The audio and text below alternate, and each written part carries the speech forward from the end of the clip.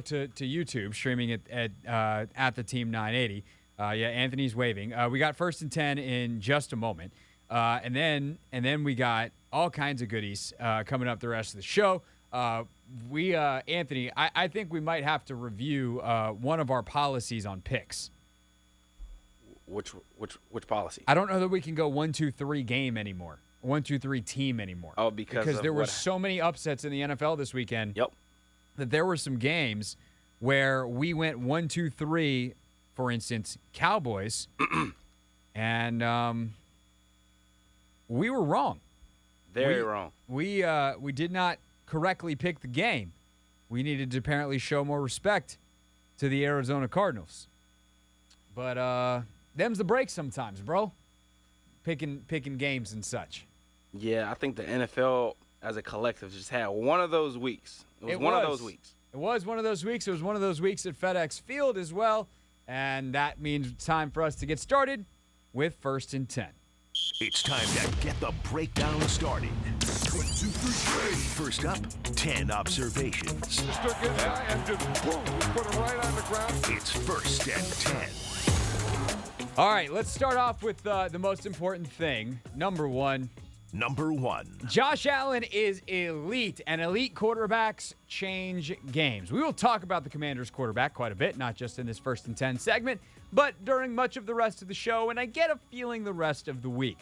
But let's not get anything twisted here. The most important player on the field yesterday was Josh Allen.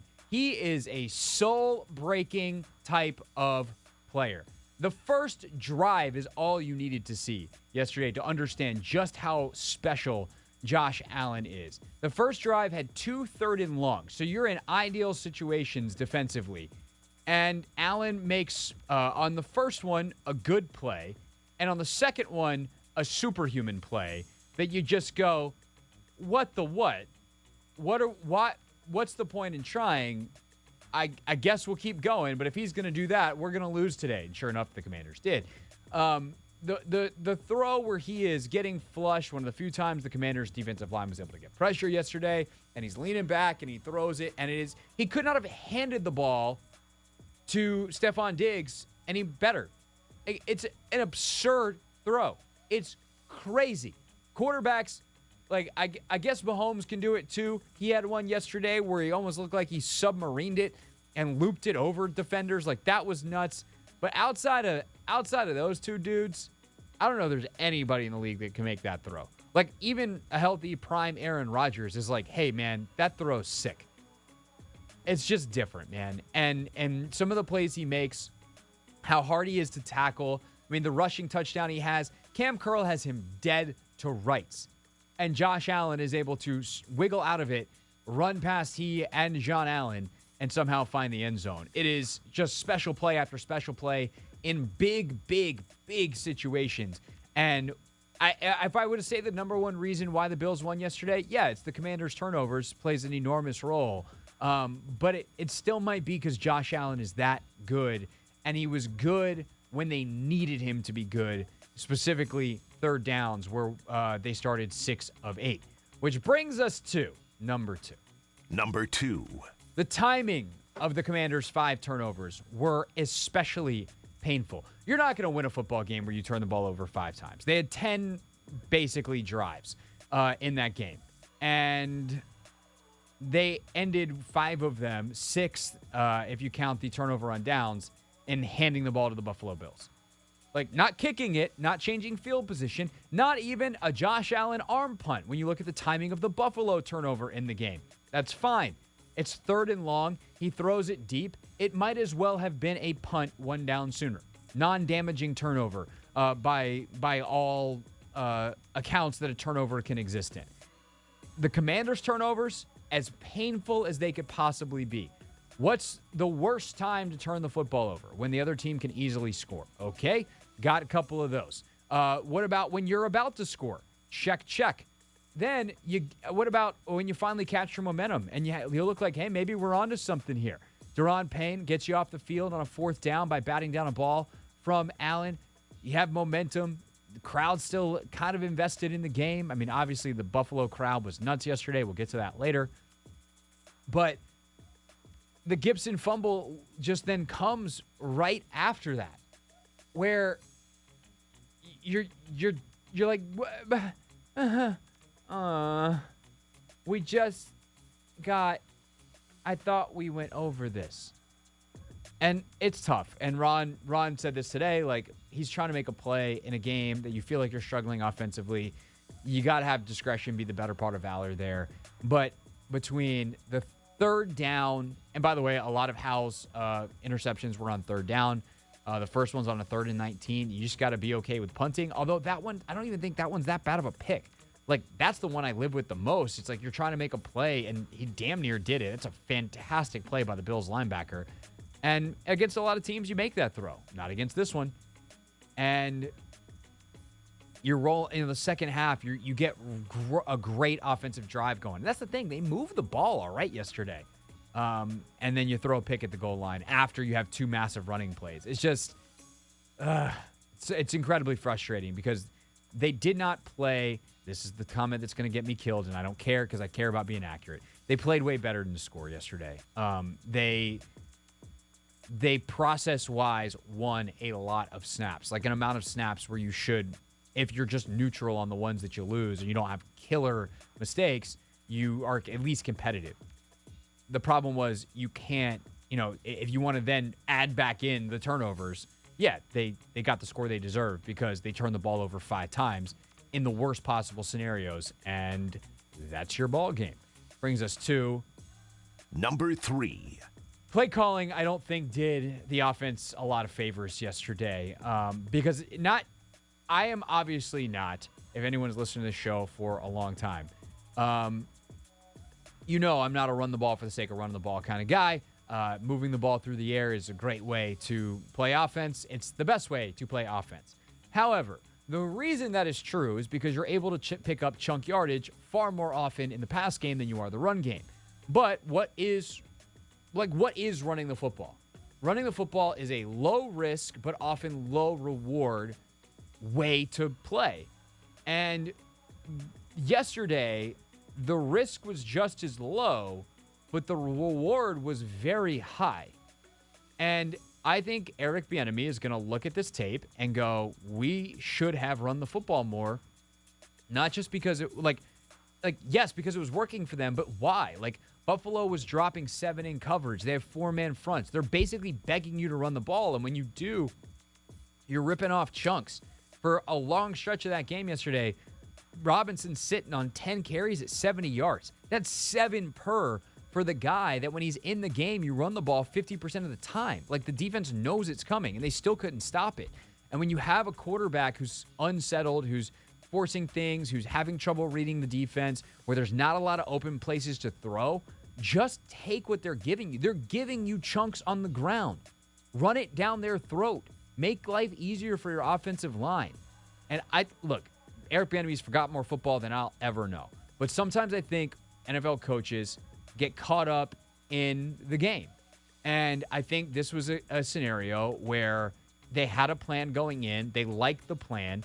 And if they could just get this one thing to happen on this play where something went wrong, the plan would be working. The problem is you have to take a step back and say, we're not evaluating based off the plan. We're evaluating based off the game. Don't quit trying to change and just hope for this one thing to work a little better. Take what they're giving you. And I think they did a bad job of adjusting that yesterday. And they kept doing a lot of high-risk stuff. High risk because of the pressure, high risk because of the throws they're asking Sam to make, versus trying to get the ground game going or getting to easier throws like screens that they could get the ball out of Sam's hands quickly. They just didn't do, I think, a good job of setting up for success yesterday. And to be frank, I hated Ron's answer on this today when I think it was Fortier asked him, are you in part passing the ball because you want to see what you've got in Sam? And Ron was like, that's part of it. No, that's not part of it.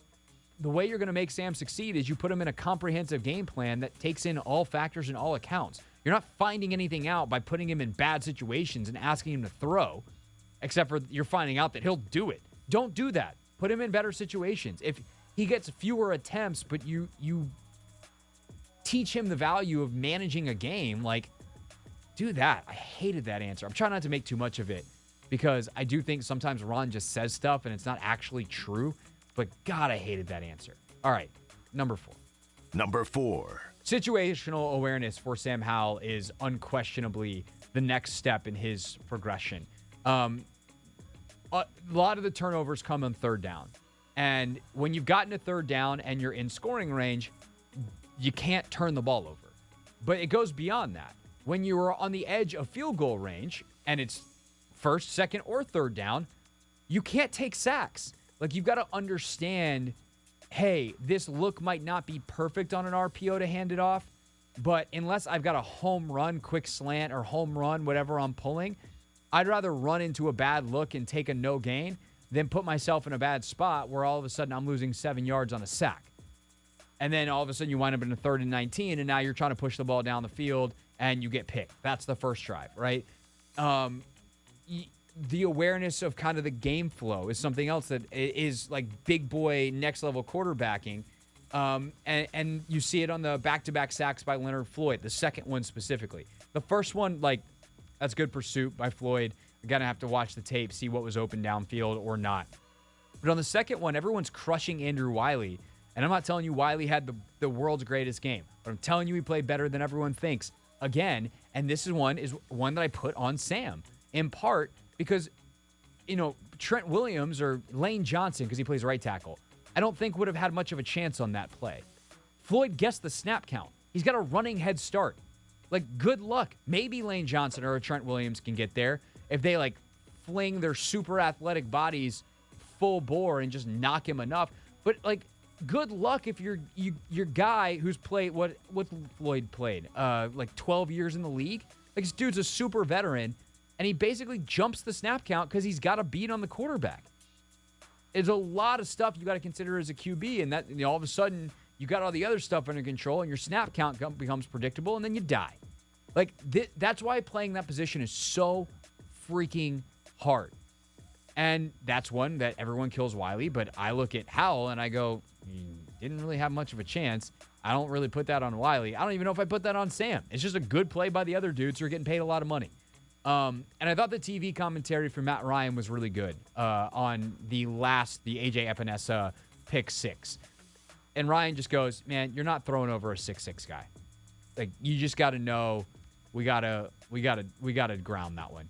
Or actually Ryan said, like, we got to pump fake that and try to run it. Again, it's a third down. He's trying to make a play. I see the play he's trying to make. You're not throwing over a 6'6" guy. And that's the kind of thing that at the NFL with these caliber athletes and these kinds of dudes that are so freaking big and talented, you just got to learn this ain't college, this ain't high school. That defensive end is not a 5'8" dude who's going to be going to college to study economics. Like, that's a 6'6" guy who played AAU basketball with Jason Tatum. That's who AJ Epinesa is. So, situational awareness, understanding down and distance, time and score, the limitations of your own abilities versus your opponents.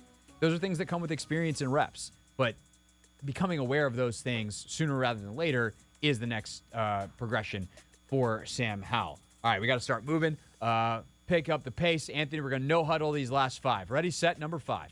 Number 5. I like that they got Terry McLaurin involved early. A lot of the drives where I thought they moved the football well, Terry was involved. This seems like a good causation correlation argument.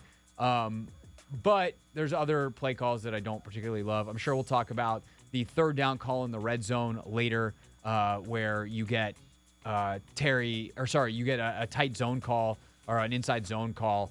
From shotgun, you're not spread out. You've brought everybody together. Michael Phillips hates that more than anyone in the world, so we'll talk to him about that at 5. They didn't like the fourth down call. Or I didn't mind the fourth down call. They just didn't execute very well.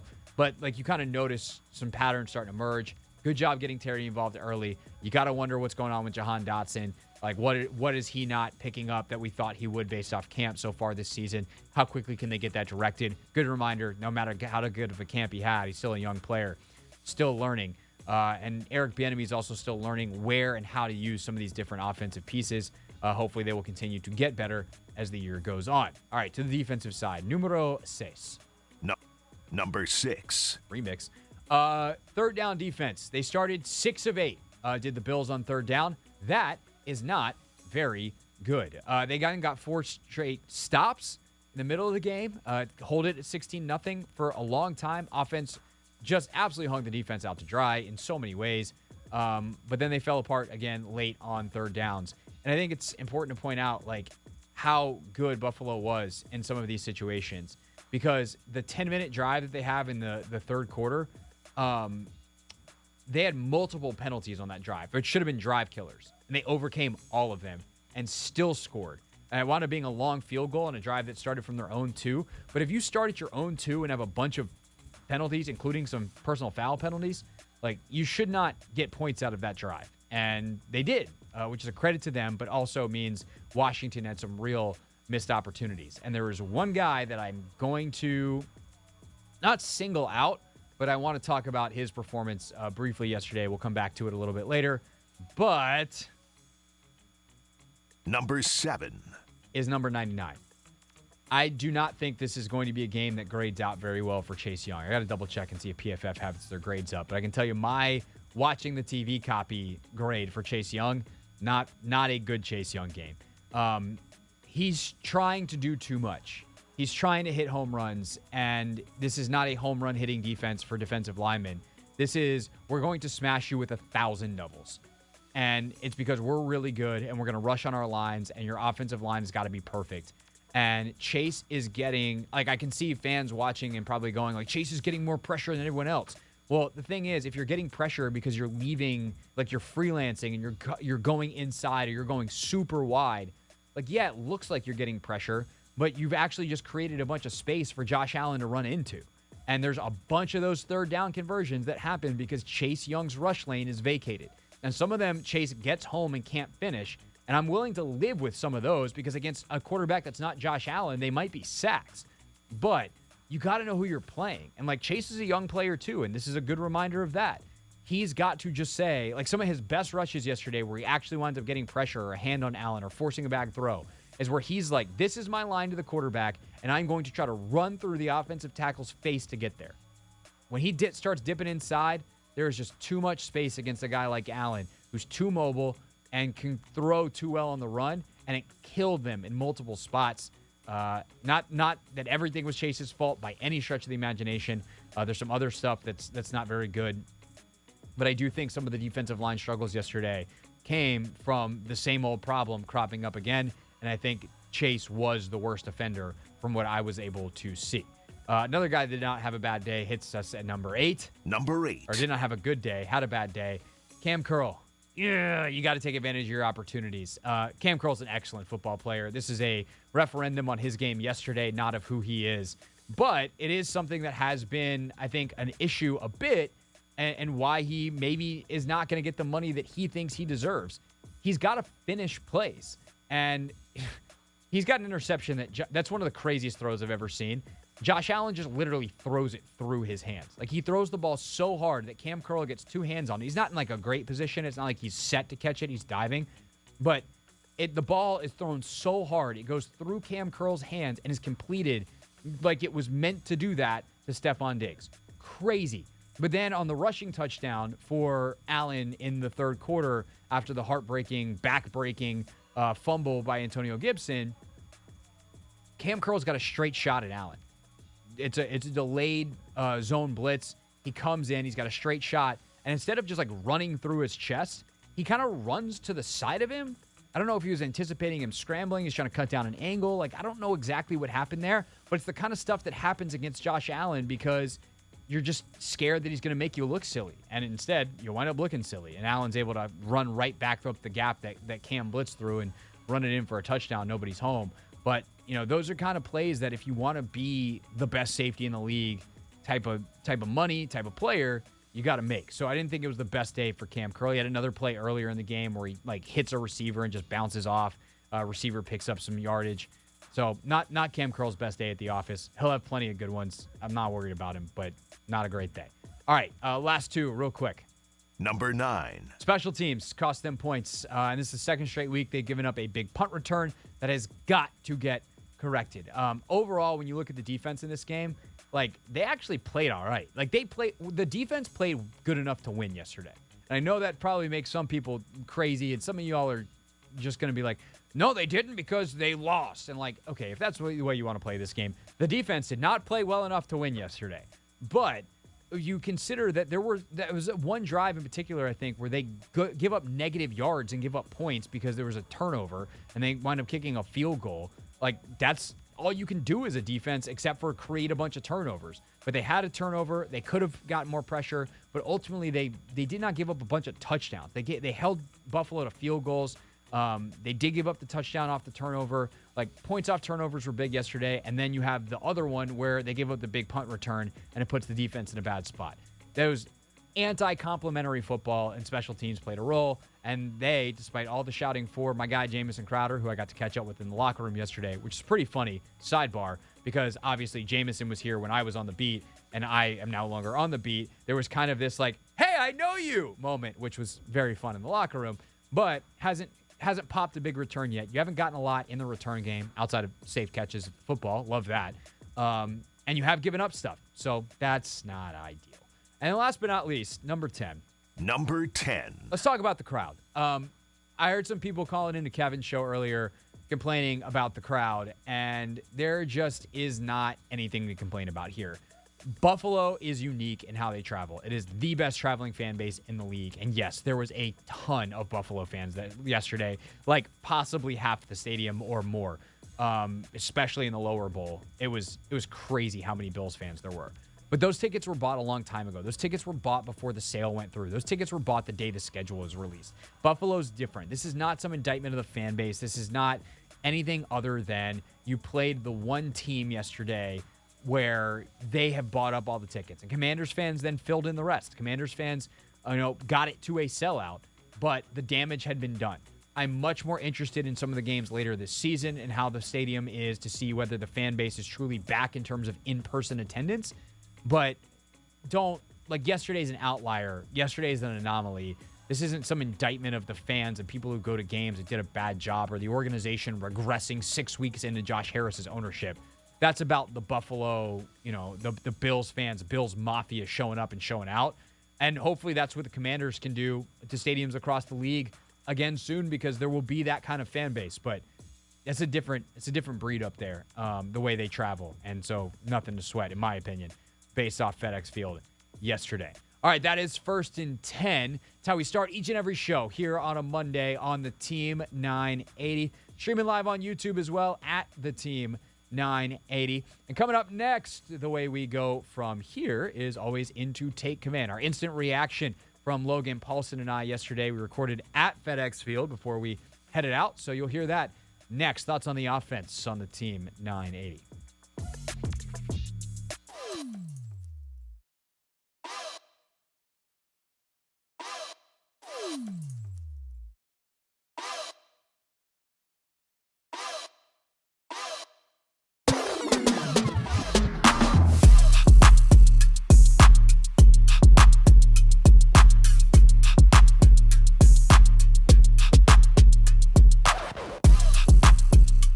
They tell us we should not really engage in certain parts of the content process.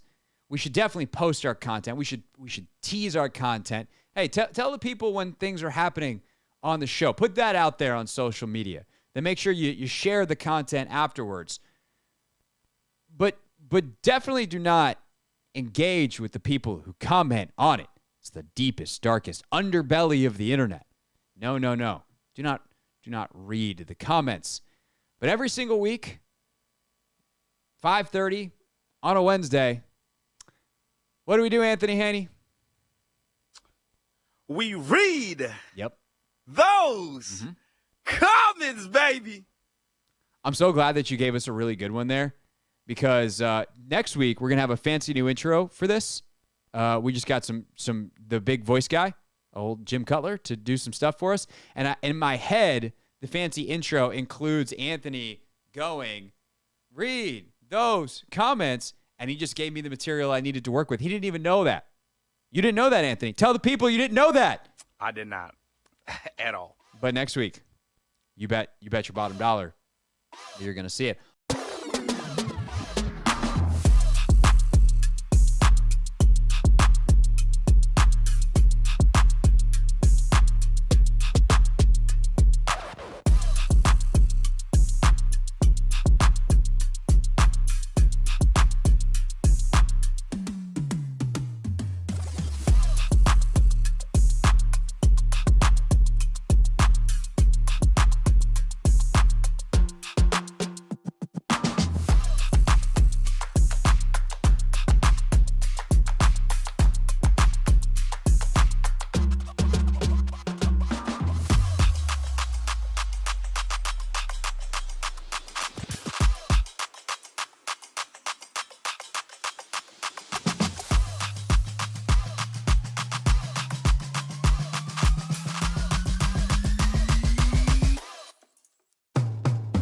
it's a running bit on the show, but also like an actual thing. I'm trying to learn French. My wife and I are going to Paris next year for the Olympics, so I'm trying to learn French.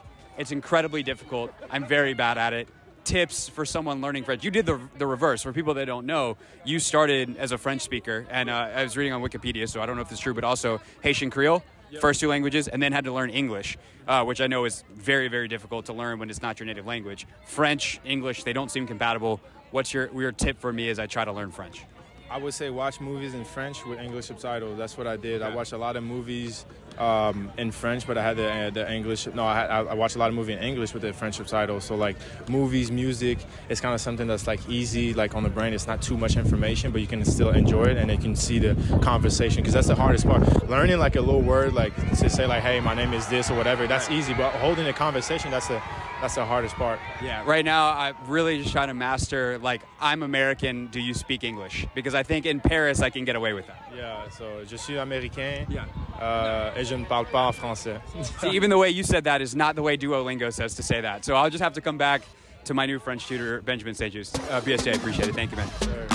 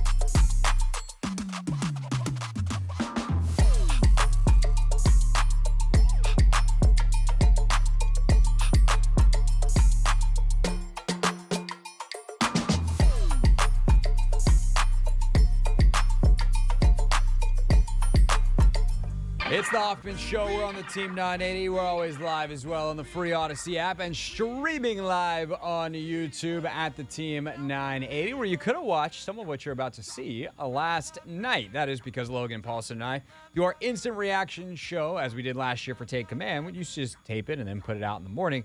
No, now we stream it live about 90 minutes after each game. So make sure you're subscribed to 106.7 The Fan and the Team 980 on YouTube for that, and the Take Command pregame show every Sunday from MGM National Harbor.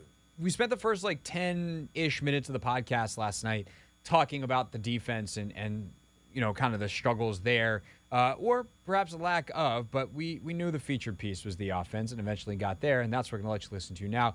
So here's Take Command Monday, a little thoughts on the offense and what went down yesterday in Landover.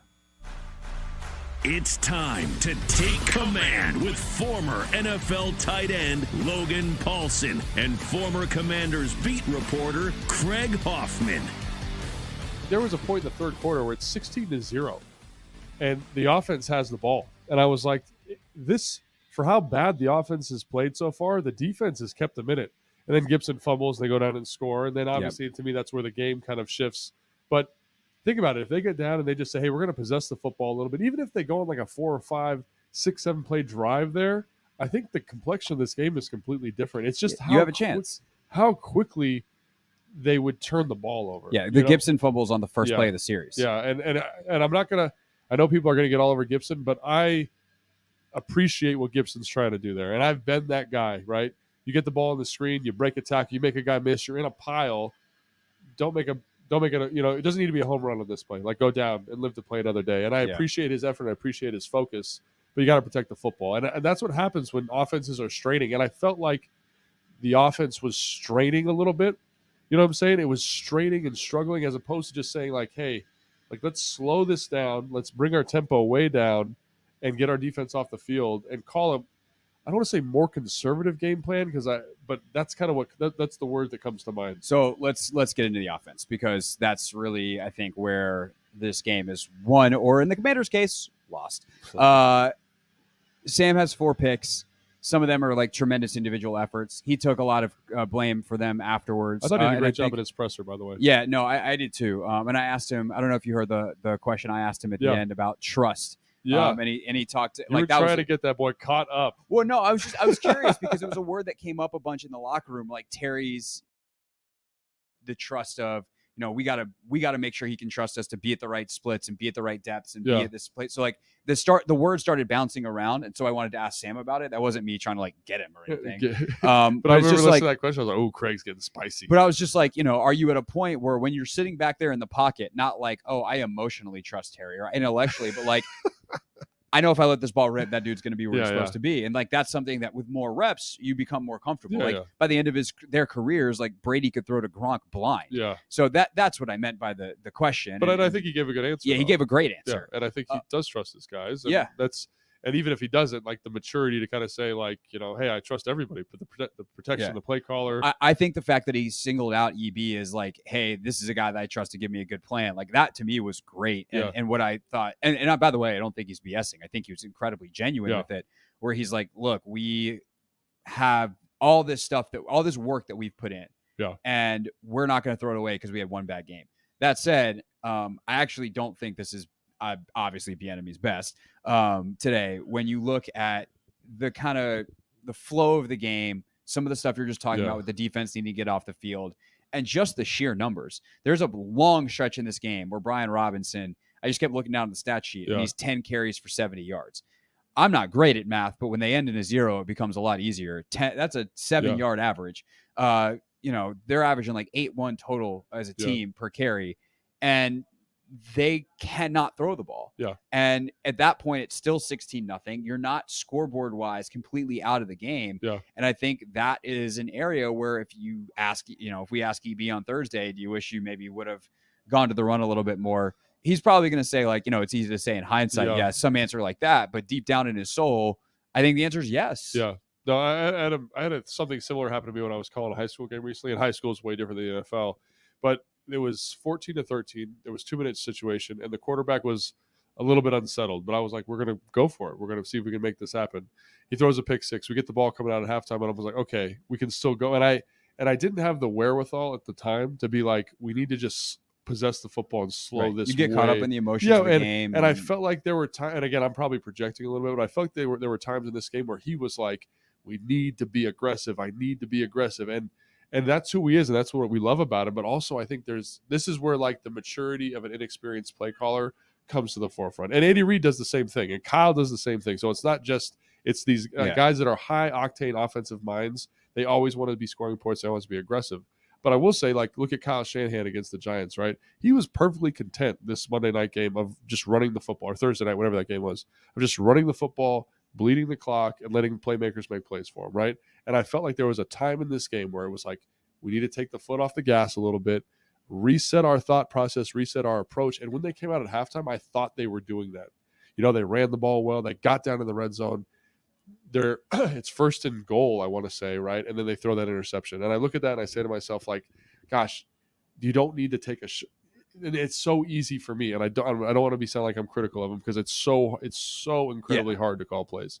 It's so hard to call with something you like, something you thought was good in the week, and then it ends up being an interception. And then think about it would have been 7-13 at that point, which think about the complexion of the game, And so I'm sure EB's beating himself up over it, but I thought there were times where I'm like, hey man, just let's keep it nice and slow, keep it nice and steady, and you don't need to press quite so much. But again, that's so easy for us to say sitting here after the game. Sure, 100% acknowledge that. Yeah. Ultimately, like that's our job is to sit here. It's his Yeah, I job to know. call plays. Right. So I think within that context, But I like, think let me just say this. I think we have a lot of respect for EB. We love what yeah. he's done with the team, and like 100%. this is one potential learning experience. And I don't want to sound like we're being. I guess what I'm saying, I don't want to sound like we're being overly critical of him in an incredibly. well, difficult I think you can situation. be critical. I mean, we don't need to debate Yeah, the merits of our jobs and 100%. the philosophical level, but I think you can be critical in the same way that they're self-critical without being like he needs to be fired. Yeah. He needs to whatever. Like no one's saying that. Or like, are there fans on Twitter that are saying that you should bench Sam Howell?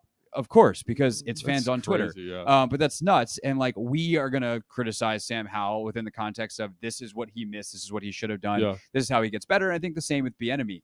I think one of the hardest things about being an OC in this league is you spend so much time during the week preparing. Yeah. And you come up with a game plan that you really, really like. Yeah. And then maybe even on the sideline, you're looking at the pictures and you're like, man, if we can just get a little more protection, it's Yeah. there. You go to your O-line and like, guys, we need to give him an extra tick. Andrew 100%, Wiley dude, afterwards 100%. said, we need to elevate our play. We need to give Sam that tick longer because we think that there's stuff there. Yeah. And you convince yourself that instead of dealing with the circumstances as they are, Yeah. that you are just getting a little bit luckier or slightly better play away from unlocking the thing that you work so hard on all week. 100%. And I think that is probably to a large extent what happened today with Bieniemy is he's like, I know this defense. We played it so often when I was in Kansas City. I know what they're trying to do. I see it. They're not doing And anything we're not expecting. I have this plan that I know works. Why isn't it working? Yeah. And instead, what he should have done, again, with the extreme benefit of hindsight and trying to be fair, is he should have looked at the game situation as it was, seen the protection issues, seen the success running the ball, and just continued to do that because that's what was working today. Yeah, I agree. And I think there's an element of like, as a play caller, even when I was watching the game, I was like, he's all right, he's run the ball twice, he needs to throw the ball. But there's no, like, that's like as a play caller, the way I'm thinking about it, right? And you don't have to do that. Right. You can, it's first down. Do whatever the hell you want. You know what I'm saying? Like if you want to throw a slant, but you could also run that counter again that hit for a big play. Like, so I think there's like this rhythm as a play caller you get into. And sometimes it's so hard to just kind of, again, like you're saying, like take a step back and be like, wait. Like, no, I don't need it. Like based on game flow now, it's completely different than what I thought. I've experienced that. You've put something in, it looks great all week. It should look great. It's there on film. It's there on the sideline copy. And when you run it, it's a sack or a fumble, whatever it is, and you're just like, and it's maddening because of the prep you put in. So I agree. It's just it's so easy when you're not 3 inches from your face, and we're watching up from here in the press box. We can tell, but that would be one thing. I'd be interested to get his thoughts on that. If he felt that he could have handled that or managed that differently based on stuff that we saw in the game. For sure. All right. What about Sam? Rough day, obviously. Yeah. It's like it's a rough day at the office. The question is, when we start signing blame or fault, whatever you want to call it, like how much of it is on him? And I think the other thing that I'm saying this for the second straight week, like we need to go back and look at the tape and understand is, are there options down the field available? Yeah. Because when you are sitting in the pocket that long, I feel like there has got to be an element that you just feel like there's no one open. I know for a fact on one, there was one of the sacks that I saw that I was able to have a pretty good view of the field and receivers. And like, so at least one, there ain't nobody open. Yeah. There's some, Wiley gets beat on a speed rush on one. That's pretty obvious. Like that's on Andrew Wiley. But then there's 7 more sacks to account for, Logan, and those are kind of the defining parts of his day outside the interceptions, some of which kind of go together, though, because obviously they're not sacks on plays that are picks, but there are pressures on a lot of them. Yeah, and I think the other thing is, like, this offense is kind of built on a specific game flow, and even though they throw the ball a lot, they do kind of walk this line of being able to say, we can get to a screen, we can get to a draw, we can get to a run, and kind of quiet the pass rush a little bit, or get to a quick game even. So, and I just felt like they got in a position where it felt a little bit rushed, felt a little bit frantic, and everything was looking for a chunk play, or at least that's what it felt like watching. And again, when we watch the film, we'll probably feel differently and be able to give different analysis on it. But I think there were times like the first interception Sam threw, I thought he is hunting for this big play. And, it's 3rd and 19, like understandable to an extent. And, we might be assigning this kind of frenetic feeling to EB when it's the quarterback who feels like he's competing with Josh Allen, and like there's a check down right in his line of view. Just check the ball down, man. Like it's not a perfect situation, but you have an opportunity to get a field goal. It would have been 3-10 at that point or 3-3. I don't remember the exact score. But I think about moments like that, and I say, you don't need to do that. Or the thing he said in his press conference, and I love that he owned this. He was like, on the interception to the flat, he doesn't hear the protection call, and that's what happens with a young quarterback. Yeah, or you said they called the protection wrong. There's a free runner that, like, they knew there was going to be a free runner. The guy who was free was not the guy who was expecting, and instead of throwing it in the dirt. Because the way I understood is they made like a different call at the line of scrimmage that he didn't hear or something. Yeah, there was a communication issue, and he owned that too. Yeah. But I think like those are the types of things you experience with young quarterbacks, and I mentioned this with B. Mitch on the postgame show, is as much as him into something special, like he's still a young player, and he's going to miss those calls. Like, Tom Brady, Drew Brees, they don't miss those calls, but they've also been doing it for 1,000 years. So it like makes it easier to make sure you're owned in on those details. Good time to remind folks that the all-time, I think this is still true, but it was forever, the all-time leader in interceptions in someone's rookie season was a guy named Peyton Manning, who turned out quite all right. Yeah. So like there's going to be moments where you see the special stuff. You're going to see, the mobility, for instance, some of these runs. I mean, he's pretty slippery as a ball carrier. Oh, he is, And so there's stuff like that you really like. By the same token, there is obviously a lot of learning to do. Yep. And I think learning in the NFL for Sam, based on the mistakes that he's made so far, a lot of that is going to be what can you get away with and what do you need to just eat? And he hasn't learned to eat it yet. And part of that is because occasionally he gets away with extending the play and doing something great. That's a good point. In some ways, the touchdown he throws down here in this corner in week 1 is a bad thing, because he's like, oh, cool, if I roll out and I can loft a little ball in between 6 guys and get a touchdown, like that's good. I know how to do this in the NFL. And then it was 3rd, 4th interception, the one where he rolls left and he sees Jahan and he probably should just eat it, run it, whatever. Really, honestly, that's one where I had a pretty good view of it. Jahan's got a block there. Oh, where like was that was he tries to flip the ball, like they're kind of running parallel 5 yards apart. Sam's rolling left, and I think instead of Jahan trying to sneak out and have Sam loft it over, actually it was the pick 6. Where Epinesa, if Jahan just is like, all right, I'm gonna block this dude and let Sam run, I think that's actually a better outcome. Obviously, it would have been better that the worst possible outcome happened. But it's things like that where it's like, do I just throw it at Jahan's feet? Do I, or like, do I have to loft it higher? Like, what does that making that play look like? He doesn't know yet because he's been in the NFL now for 4 games.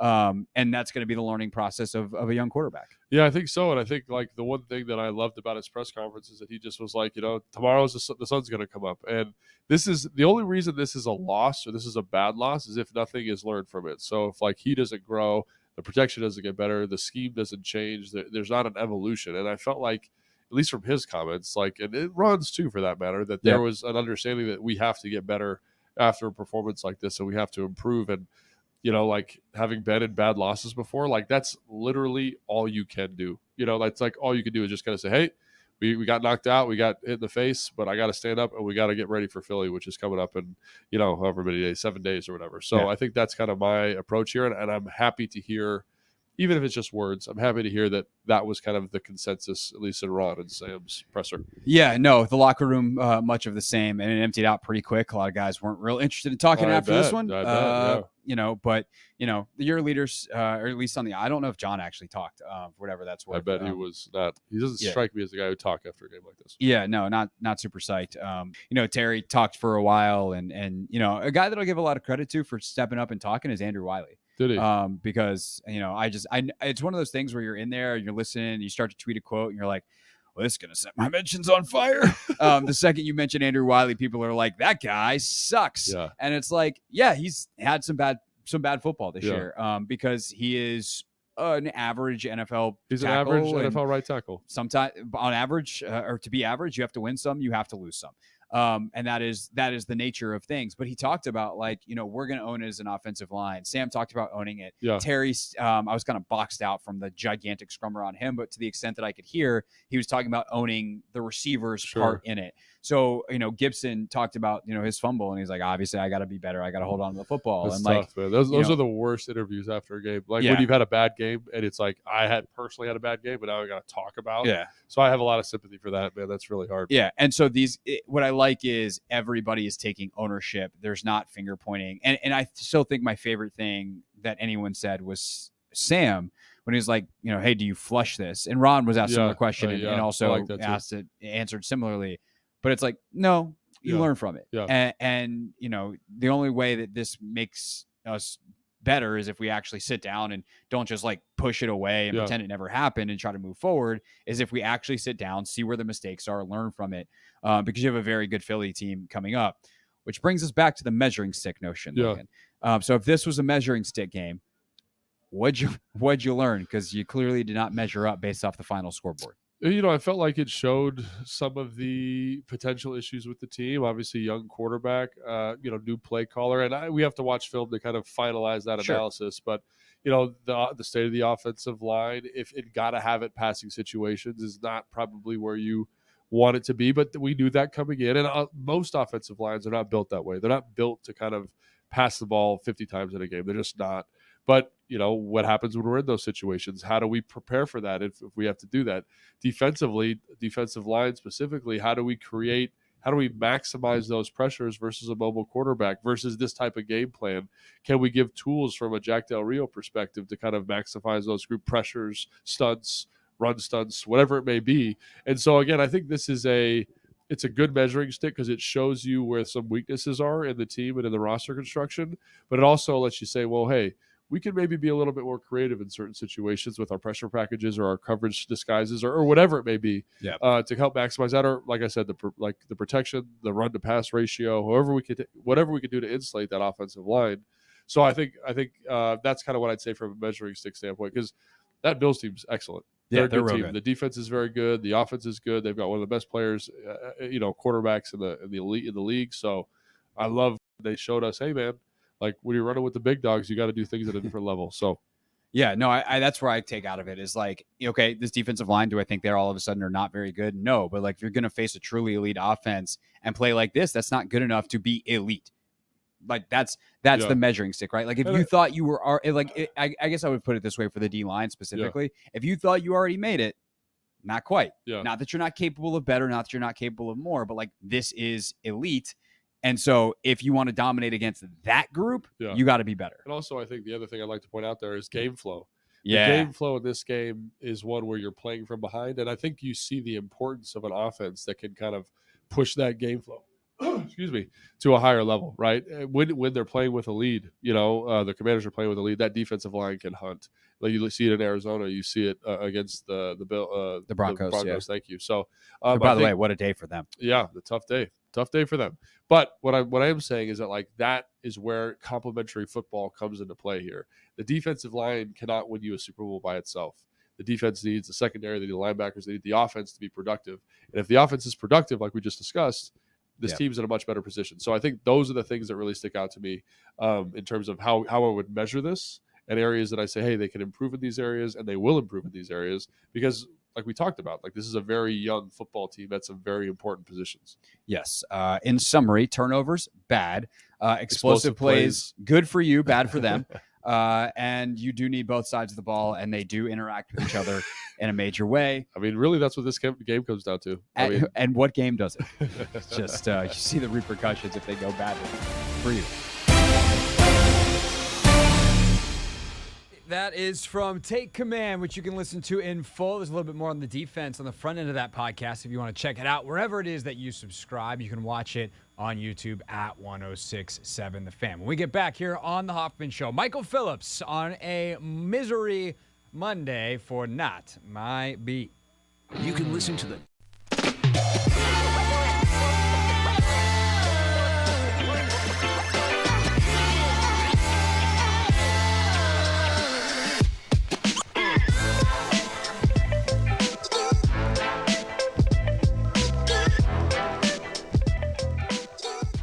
Mr. Fortier, how are you? And are you using the headphones that I sent you?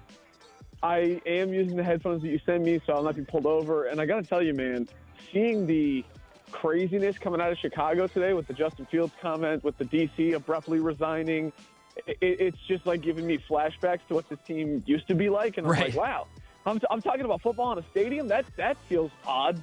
Right. One, God, this call quality is just exceptional.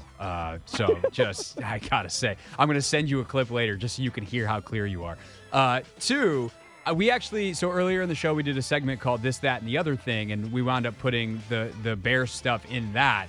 And yeah, it felt very oddly familiar, but also safely distant, which I think is good.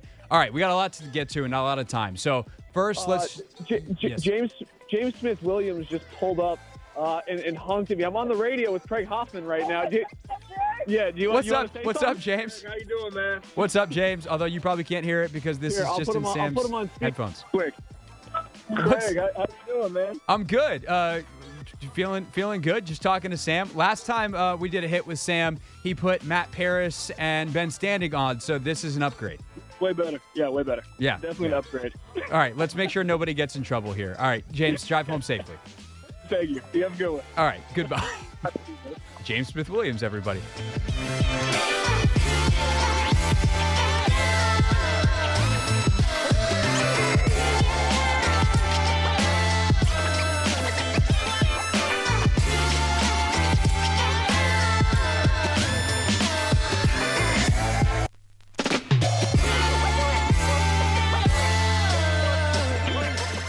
I mean, that's been an ongoing bit. Oh, okay. I think Travis Kelce's got the best bit of all. He's just dating Taylor Swift, so That you too. know, forget the lyrics. and then we got our guy Ian Eagle talking about Travis Kelce finding blank space in the end zone. Now that's how you do it. By the way, I did follow up for those of you that listened to the end of the show on Monday. We said we're gonna have to investigate. Was that like did Noah Eagle feed Ian, his dad, the lyric? I texted Ian, and I was like, we might have to have you on the show to do this. And he's like, there's nothing to investigate. I'm just a Swiftie. Ooh, okay. And I was like, oh, well, there goes the segment idea, Ian. Did you see Jason Kelce confirm the rumors, though? Yes, he kind of did on WIP today, which is very silly. Jason, your podcast is very good and very successful. If you're going to confirm the biggest rumor in the celebrity world, Exactly. don't do it on, do it on a radio show, obviously. Don't do it on a radio show. Do it on your own podcast, you moron. I'm just kidding, Jason. You're definitely not a moron. Jason Kelce, not a moron. It was just not the, why am I doing, let's keep going with the comments.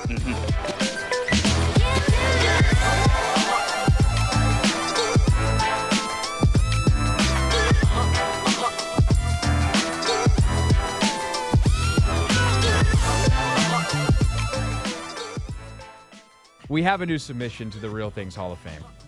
The F-35 is a fighter jet that the military has. It is very expensive.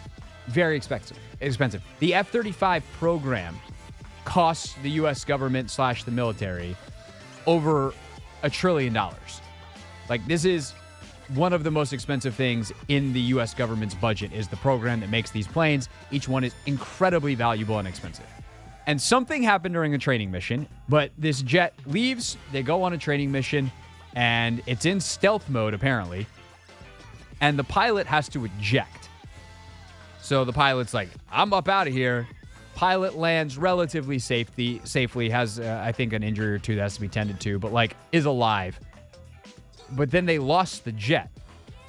So the jet disappeared from the radar. The U.S. government's like, well, we don't know where the jet is.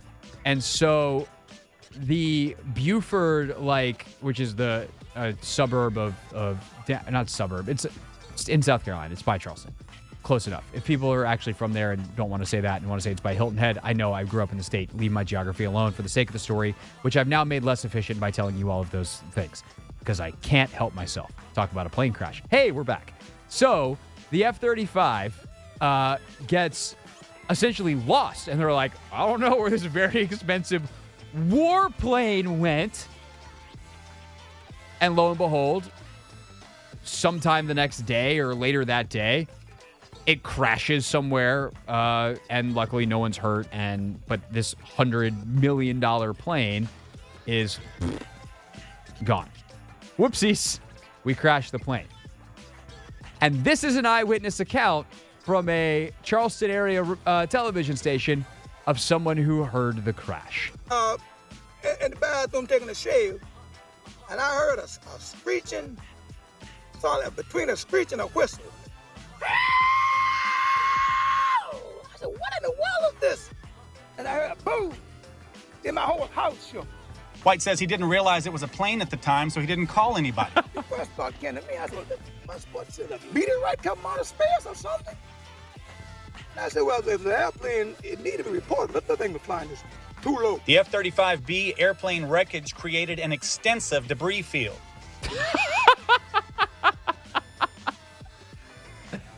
That boy, we gotta get a drop for the voice because it might be better than Steph Curry's. I was gonna say, I feel like we have to do a comparison. Can I pull this off with? Yeah, okay. So I had to compare or see if I had enough channels on the board to do this. But we got Steph Curry here. We got Charlie Brown here. And we got our mans here. His is better, though. I think his is the best one. His is definitely like... It's the Hoffman Show. We're on the Team 980. We're always live as well on the free Odyssey app. It is a Monday, which means that at 5 o'clock, it is time for Not My Beat. And during football season, it means it is time for Michael Phillips. Today's top story from the perspective of someone who's there. You are looking live. This just in. Not My Beat. To Richmond we go, host of MP on the mic, 10 a.m. to noon on 910 The Fan, and of course the free Odyssey app. Miguel, oh God, I've got 78 mice over here. Anthony, can you pull Michael up for me? Michael, they gave me too many buttons. That was bound to fail. About 2 is too much for me. I'm easy button. Just give me a button. I'll bang it all day. I get that. You introduce the second button. That's where things start to go wrong. I have in front of me right now, I have, let's see, 1, 2, the Stream Deck, I'll count as another 1, 3, 4, 5 mice to control various computers, gadgets, and gizmos. That's what I'm dealing with over here. I need whatever the play calling equivalent of running the football is. They send you a telegraph or something. I'll just start your dot matrix printer over there. I'll start spitting something out. Sure, whatever the hell those are. Michael Phillips is with us here on the Hoffman Show. You young people. Come on. You old people and your technology. What are you, 3 years older than me? We don't need to discuss this now. So, big 30,000-foot takeaway from yesterday. I have come down to earth after watching the game back, where I do think it's a bit of the score is both indicative of some very important things that happened, but also overall perhaps worse than they actually played down in, down out. Where do you sit 24 hours after this beatdown ended? Yeah, I think that I'm not so intrigued by what happened yesterday as I am by what happens next, because I think it was always going to be silly to think that Sam Howell was going to make it through an entire NFL season without getting exposed in this way, right? It was always going to happen. You would have hoped it would have lasted longer. You would have hoped it wouldn't have been this thorough, so to speak. But I agree, they were in the red zone early. I thought the defense made some plays and, was on the verge of making some plays. We can talk about the defensive line later. I just think to win a game against a really good team, your really good players have to shine, and I'm not sure that happened yesterday. But the focus is Sam Howell, and the focus is, look, he got punched in the mouth. What happens next? Is this a guy who can adapt when an NFL defense shows they know how to beat him, or is this going to be a theme now every single week? The defensive coordinator is going to turn on this Bills tape, turn it on for his team, and say, there you go, boys, that's how you do it. Right. So we know that, we know there's going to be games like this along the way. Maybe we didn't think it would be this bad. The Bills take advantage of some opportunities. The stats wind up being pretty horrendous with the 4 picks. But I guess the question that I'm trying to work through in my head, that Ron and them are certainly working through as well, that fans are working through, is, how long is, I don't want to say the leash, but, how long is the runway until the plane takes off? How long is it until you look back and you go, all right, hey, we're here, we're somewhere? Because at the end of the day, if he has a couple more stinkers even this year, but by next year he's playing really good football week in and week out, that's a pretty fast runway for a guy to 2 years in, 3 years total, 2 years of starting, to be playing good ball. We're 3 games into him being QB1. But, like, what does the timeline look like where it's an acceptable timeline for the organization? Let's not forget we're on the Eric Bieniemy runway, too, and I think that he showed yesterday some things that will need to be cleaned up as well. So I think that will be a fascinating one to watch as well. A guy who's never had this level of authority inside a building. It's up to him to clean up some stuff this week, too. I think his runway is shorter than Sam Howell's, and deservedly so. He's been in the league for a really long time, and I don't think he's going to need to do any kind of major surgery on what he does. I think he's just going to have to tweak his game plan to adjust for the realities of what he's working with here. With Howell, I mean, I'm looking at this schedule. You're always looking at the schedule coming up. It's really unfair that they play the Bears on a Thursday night. We've got to, we do a lot of betting stuff on our show. Everybody does a lot of betting stuff, obviously. My golden rule, don't touch Thursday night football, right? I don't care how juicy it looks. I don't care how convinced you are one team's going to win. We don't touch Thursday night football. That's the rule. Because Thursday night football is weird. Weird things happen on Thursday nights. And sure enough, you look, they got the Chicago Bears, not this week, but next week. Now, I don't think they're going to clean it up in time for Philly. I think Philly's going to take advantage of them a little bit, but you're hoping to see strides. Normally, I would say you need to handle the Bears, right? To show you're the kind of team you want to be, the kind of quarterback you want to be. You need to bounce back and handle the Bears, which is why it's kind of tricky that game's on a Thursday night. That makes it tougher to use that as the measuring stick game, to borrow Ron's phrase. Right. Yeah. And, what are you measuring if they're 6 feet in the ground? Like, are you you're measuring yourself against a grave that's already been buried. That's where the Bears are headed. So that's not very fun. But I do think, I think you got to compete this week with the Eagles to feel like you're doing things right. Like, if they go out and get their butts kicked again, at that point, we're having a different conversation about even if you win 8 games, 9 games this year, are you actually building towards something? And that to me, Michael, that opens up another can of worms. They have to be competitive this week. I don't know if they do. I just think, look, the NFL, there's a few teams that are really, really good and can beat anybody at any time and are legit Super Bowl contenders. The Bills are in that club. They just are. I think the Eagles are in that club. And then there's the teams that are really bad. The Bears are in that club. Arizona's in that club. Carolina, Chicago. And then everybody else. Everybody else is in the middle and could win and could lose depending on what the week is. I just think the Eagles are in a different class than these guys, and I think it's okay to say that and still feel all right about the long term with Sam Howell and give him a chance to grow and develop. I don't think they need to be competitive this week. I would love for them to be competitive. I think it would be nice for the defensive line to get home this week because I go back to I think your stars need to make big plays in big games. And I don't think the Stars made enough big plays yesterday on the defensive line. Take away the secondary, take away the linebackers, whatever you want to critique back there. I just don't think the Stars made enough plays. I would love to see in a big game against a Super Bowl quarterback, I'd love to see that line get right and make some plays. Sam Howell, though, I don't have that expectation for Sam Howell this week. I just don't. I mean, you're talking about something that really dogged him the entire time he was at North Carolina and was something the coaches noticed all last year. I don't think it's getting fixed in 1 week, but I don't think that means it's unfixable. So let's circle back around to Bieniemy in the day he had yesterday. Michael Phillips is with us here on the Hoffman Show. I didn't love yesterday from Bieniemy, and this is how that offense gets called. Andy Reid also goes 70-30, but you're not dealing with Mahomes anymore. You need to go back to something closer to your Alex Smith / young Patrick Mahomes playbook before he was Patrick Mahomes, or the way you won a bunch of games with Alex Smith back in the day, which is far more conservative if you think running the ball versus passing it is conservative. I think that the idea that they're doing this for Sam, that this will actually help his development, I actually think that's misguided. Do you agree with me or do you agree with them? When I put it that way, and them includes Eric Bieniemy, I feel very dumb. I just want to admit that up front. And I'm going to side with Eric Bieniemy over Craig Hoffman a lot of the time because I think he's very smart at football. I didn't have a problem with. I was going to say just to be clear, I don't want to be on the other side of Eric Bieniemy very often at all, if ever. I already regret it. Yeah, I didn't have a problem with it in the opener or in the either the first 2 weeks. I think he's working to establish an identity. I think he's playing a long game by doing that. I do think the time's up on it.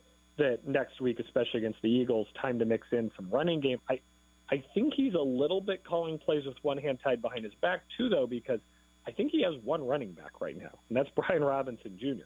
You can do some things with Curtis Samuel. You can do some things to get guys in space. But let's face it. Let's just call this what it is flat out. Coaching staff doesn't trust Antonio Gibson. You can't convince me otherwise at this point. I mean, I'm not gonna try to. I don't know that that's necessarily a good thing. Like yesterday's fumble is not good by any stretch of the imagination. But I think you just kind of have almost more with Gibson than with Howell in very different scenarios. Like I think you just have to keep giving it to Gibson, and if he fumbles again, then like you're cutting bait. Period. Like that becomes a different conversation. And whether you just make him your kickoff returner and that's it, or whatever, like you might just need to move on because he's already a pending free agent, whatever. Anyway. But his upside's too much there. With Howell, like you're having a different conversation about play calling and, how much leash you give him and his ability to protect himself. Because I think there was also a decision to be made about, is he seeing ghosts by the end of the game yesterday and should they have pulled him? Like I think that's at least a fair conversation. I wouldn't have done it, but if someone wants to bring that up, like I don't think they're crazy. It is 100% a fair question to ask if Sam Howell should have been playing the final snaps yesterday. I agree with you. There's not a right or wrong answer there, but it's a fair question to ask. It's, I think that long term, they'll have to be 70-30 to win and to compete at the NFL and to be where they want to be. I think that short term, you might need to take a step back from that ledge this week. You might need to redial it this week. And look, I'm glad they did it the first couple of weeks. I really am, because I think it sets the tone of who Eric Bieniemy is, what he understands about modern football, what he understands about how to win, and what he thinks Sam Howell will eventually be able to do. I didn't mind any of that, and it's hard to find fault with the Denver game. It really is. I know they got in that hole early, but they were down there twice. 2 field goals on the first 3 drives. They just missed one of them because of the snap. It's the time of possession at halftime was entirely slanted towards Washington. I think you're looking at something that didn't work once as opposed to something that, broadly speaking, hasn't worked 3 times. I think it's more foresight than hindsight. Like, I don't think I would have done it differently, but I think that as we look forward, I would do it differently if I were Eric Bieniemy. I think it's time to make that switch. I don't know that there was a right combination to win yesterday. People were in my Twitter mentions debating kicking the field goal early, which would have been the wrong call. They made the right call, but it's all window dressing. There wasn't a magic formula to win that game. They were going to lose it. Let me toss you one softball real quick for you to absolutely smash into oblivion, and then we'll flip over to the defense. Michael Phillips, MP on the mic, 10 a.m. to noon, 910 The Fan in Richmond, which you can listen to on the free Odyssey app. On a scale of 1 to whatever you're about to give me, you get to set the number. How much did you hate the shotgun from the 1 third down run play? Ready, go. A billion, a trillion. Nobody will ever learn. It's unbelievable. It's freaking unbelievable. Look, 1 yard. If you need 1 yard in the NFL, your quarterback should be able to get it for you. Right under center, moving forward a yard. If it's a 4th down, all the more, because you just have to reach, then pull. That's all you have to do. You get the entirety of the forward progress. It is the stupidest thing that everybody in football does all the time. The thing is, I 95% agree with you. If they spread it out there and get all the players out the way, come up with the world's silliest wide receiver splits to make it 5-on-5 instead of 10-on-11, then fine. But they ran it out of a bunch formation. What are you doing? Yeah, it was ridiculous. And look, I mean, these people are smart. I've become the Chris Russell of this issue. I get a million texts every time it happens anywhere. And so like the Rooster, I caricature it a bit that, there are fun wrinkles. Look, the Raiders, acted like they were going to do it on 4th and inches last night and then threw a touchdown pass. That's fun. I like that. I'll tip my hat to that. Fine. But look, don't overthink it. If you need 1 yard in professional football, your quarterback should always be able to get it for you, period. End of sentence. Yeah, and that's one of those. Carolina was about to do it, and then someone goofed and jumped off sides. But they pulled Bryce Young out of the game and were ready to do it with Andy Dalton on Monday Night Football last week. And it's if you want to put Brissett in there for quarterback sneaks because he's a big honking dude, then fine, do it. But I agree with you. Or just run the ball out of the dot. Like if you're going to let your running back get it, let him get a full speed start downhill. I hated that play so much. And then fourth down, they just didn't execute well. It is what it is. Okay.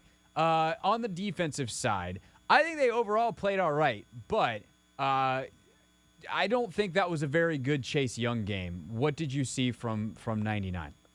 I was in the minority after Denver, and look, my takeaway was after Denver, I'm really glad he played, but he's not at superstar level, and I just feel like it's really obvious this will be his last season here. I'm glad he's playing and those snaps aren't going to somebody else, but I just don't think he's what he needs to be to stay here or stay on a superstar contract.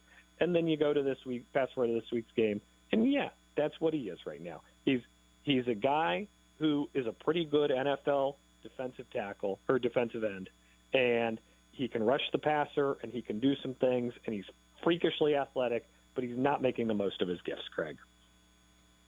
Yeah, and the problem is, like, some of the data tells lies. Like, on pure dropbacks, PFF has him winning 30% of rushes. But my guess is that means on some of the plays where he, quote-unquote, wins and then gets washed up the field or pushed out of the way, and then Josh Allen runs away and has acres of space where Chase Young would otherwise be, that counts as a win for Chase Young, and that's not a win. And, like, it's the same problem they had a couple of years ago, and he had some really good rushes winning last week, doing the right thing. And I just don't know. Like, I know he's a young player. We should have some patience with him in the same way that we have patience with Hal and other young players. But at some point, you're just repeating the same mistake over and over again, and I think it's infuriating. Yeah, and look, PFF's always going to love Chase Young because PFF grades every player individually. And that's not how Jack Del Rio grades guys out. He grades them against the scheme and against what the team is trying to do. And that's why Jonathan Allen and Deron Payne are so great, because they are amazing and win inside of the broader scheme that helps their teammates succeed as well. I just don't get the sense that Chase Young's success is the team's success in any tangible way. It looks like there's 10 guys playing defense and one guy who's playing Chase Young, and he's really good at it. He's really good at it, Craig. I just, hear me on this. He's an amazing athlete, and that's why we keep giving him more chances to show it. He's just not playing with the other 10, and you see it every week.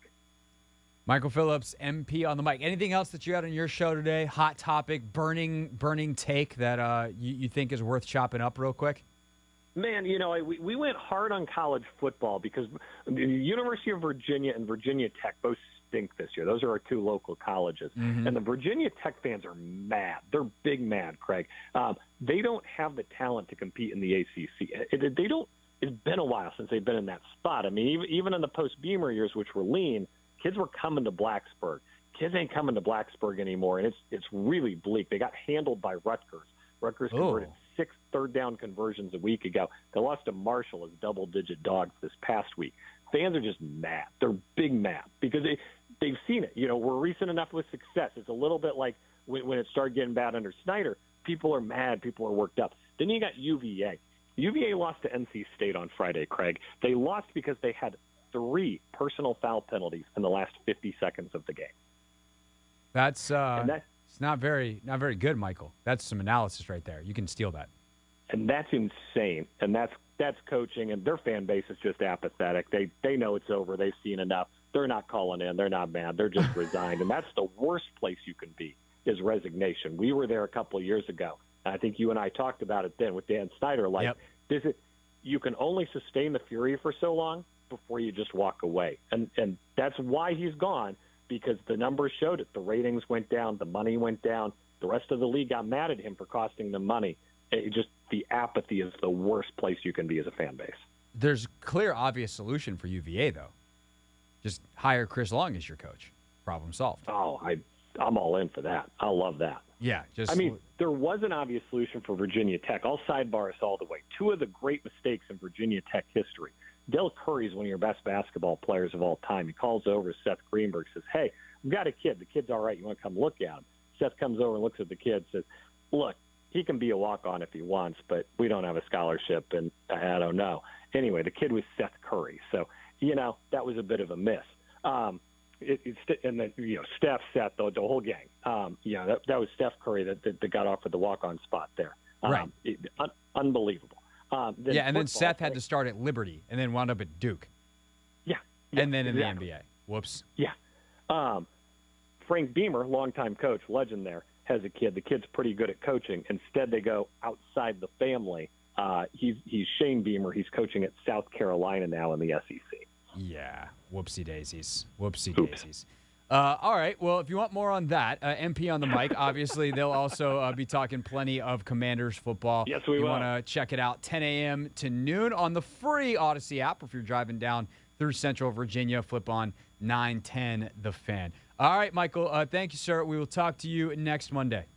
All right, big one. I'm excited for this. Excited to see how they bounce back. I think it'll be a fun conversation. As am I. I think I will too. And guess what? I found the right mouse to say goodbye. So I'm going to hang up on you now. But it's going to be a hang up in celebration because I found the mouse. All right. 3, 2, 1. Goodbye.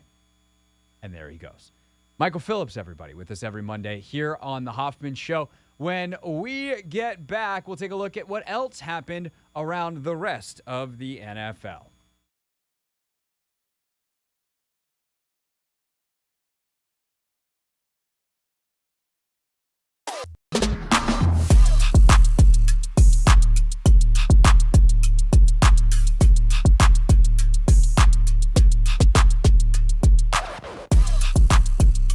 They tell us we should not really engage in certain parts of the content process. We should definitely post our content. We should tease our content. Hey, tell the people when things are happening on the show. Put that out there on social media. Then make sure you share the content afterwards. But definitely do not engage with the people who comment on it. It's the deepest, darkest underbelly of the internet. No. Do not read the comments. But every single week, 5:30 on a Wednesday, what do we do, Anthony Haney? We read Yep. those comments, baby. I'm so glad that you gave us a really good one there because next week we're going to have a fancy new intro for this. We just got the big voice guy, old Jim Cutler, to do some stuff for us. And in my head, the fancy intro includes Anthony going, read those comments, and he just gave me the material I needed to work with. He didn't even know that. You didn't know that, Anthony. Tell the people you didn't know that. I did not at all. But next week, you bet your bottom dollar you're going to see it.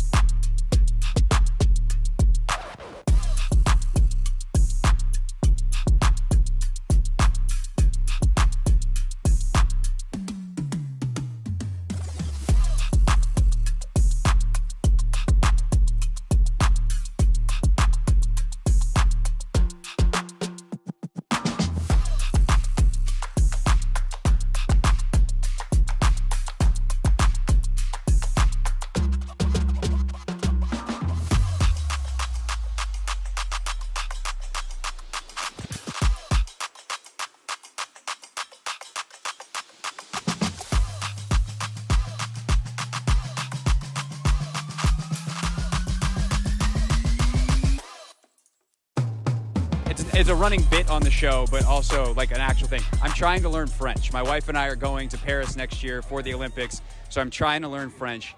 It's incredibly difficult. I'm very bad at it. Tips for someone learning French. You did the reverse. For people that don't know, you started as a French speaker, and I was reading on Wikipedia, so I don't know if it's true, but also Haitian Creole, first 2 languages, and then had to learn English, which I know is very, very difficult to learn when it's not your native language. French, English, they don't seem compatible. What's your tip for me as I try to learn French? I would say watch movies in French with English subtitles. That's what I did. I watched a lot of movies in French, but I had the English. No, I watched a lot of movies in English with the French subtitles. So like movies, music, it's kind of something that's like easy, like on the brain. It's not too much information, but you can still enjoy it and you can see the conversation because that's the hardest part. Learning like a little word, like to say like, hey, my name is this or whatever, that's easy. But holding a conversation, that's the hardest part. Yeah, right now I'm really just trying to master like I'm American, do you speak English? Because I think in Paris I can get away with that. Yeah, so je suis américain. Et je ne parle pas en français. See, even the way you said that is not the way Duolingo says to say that. So I'll just have to come back to my new French tutor, Benjamin Sages. BSJ, appreciate it. Thank you, man. Sure.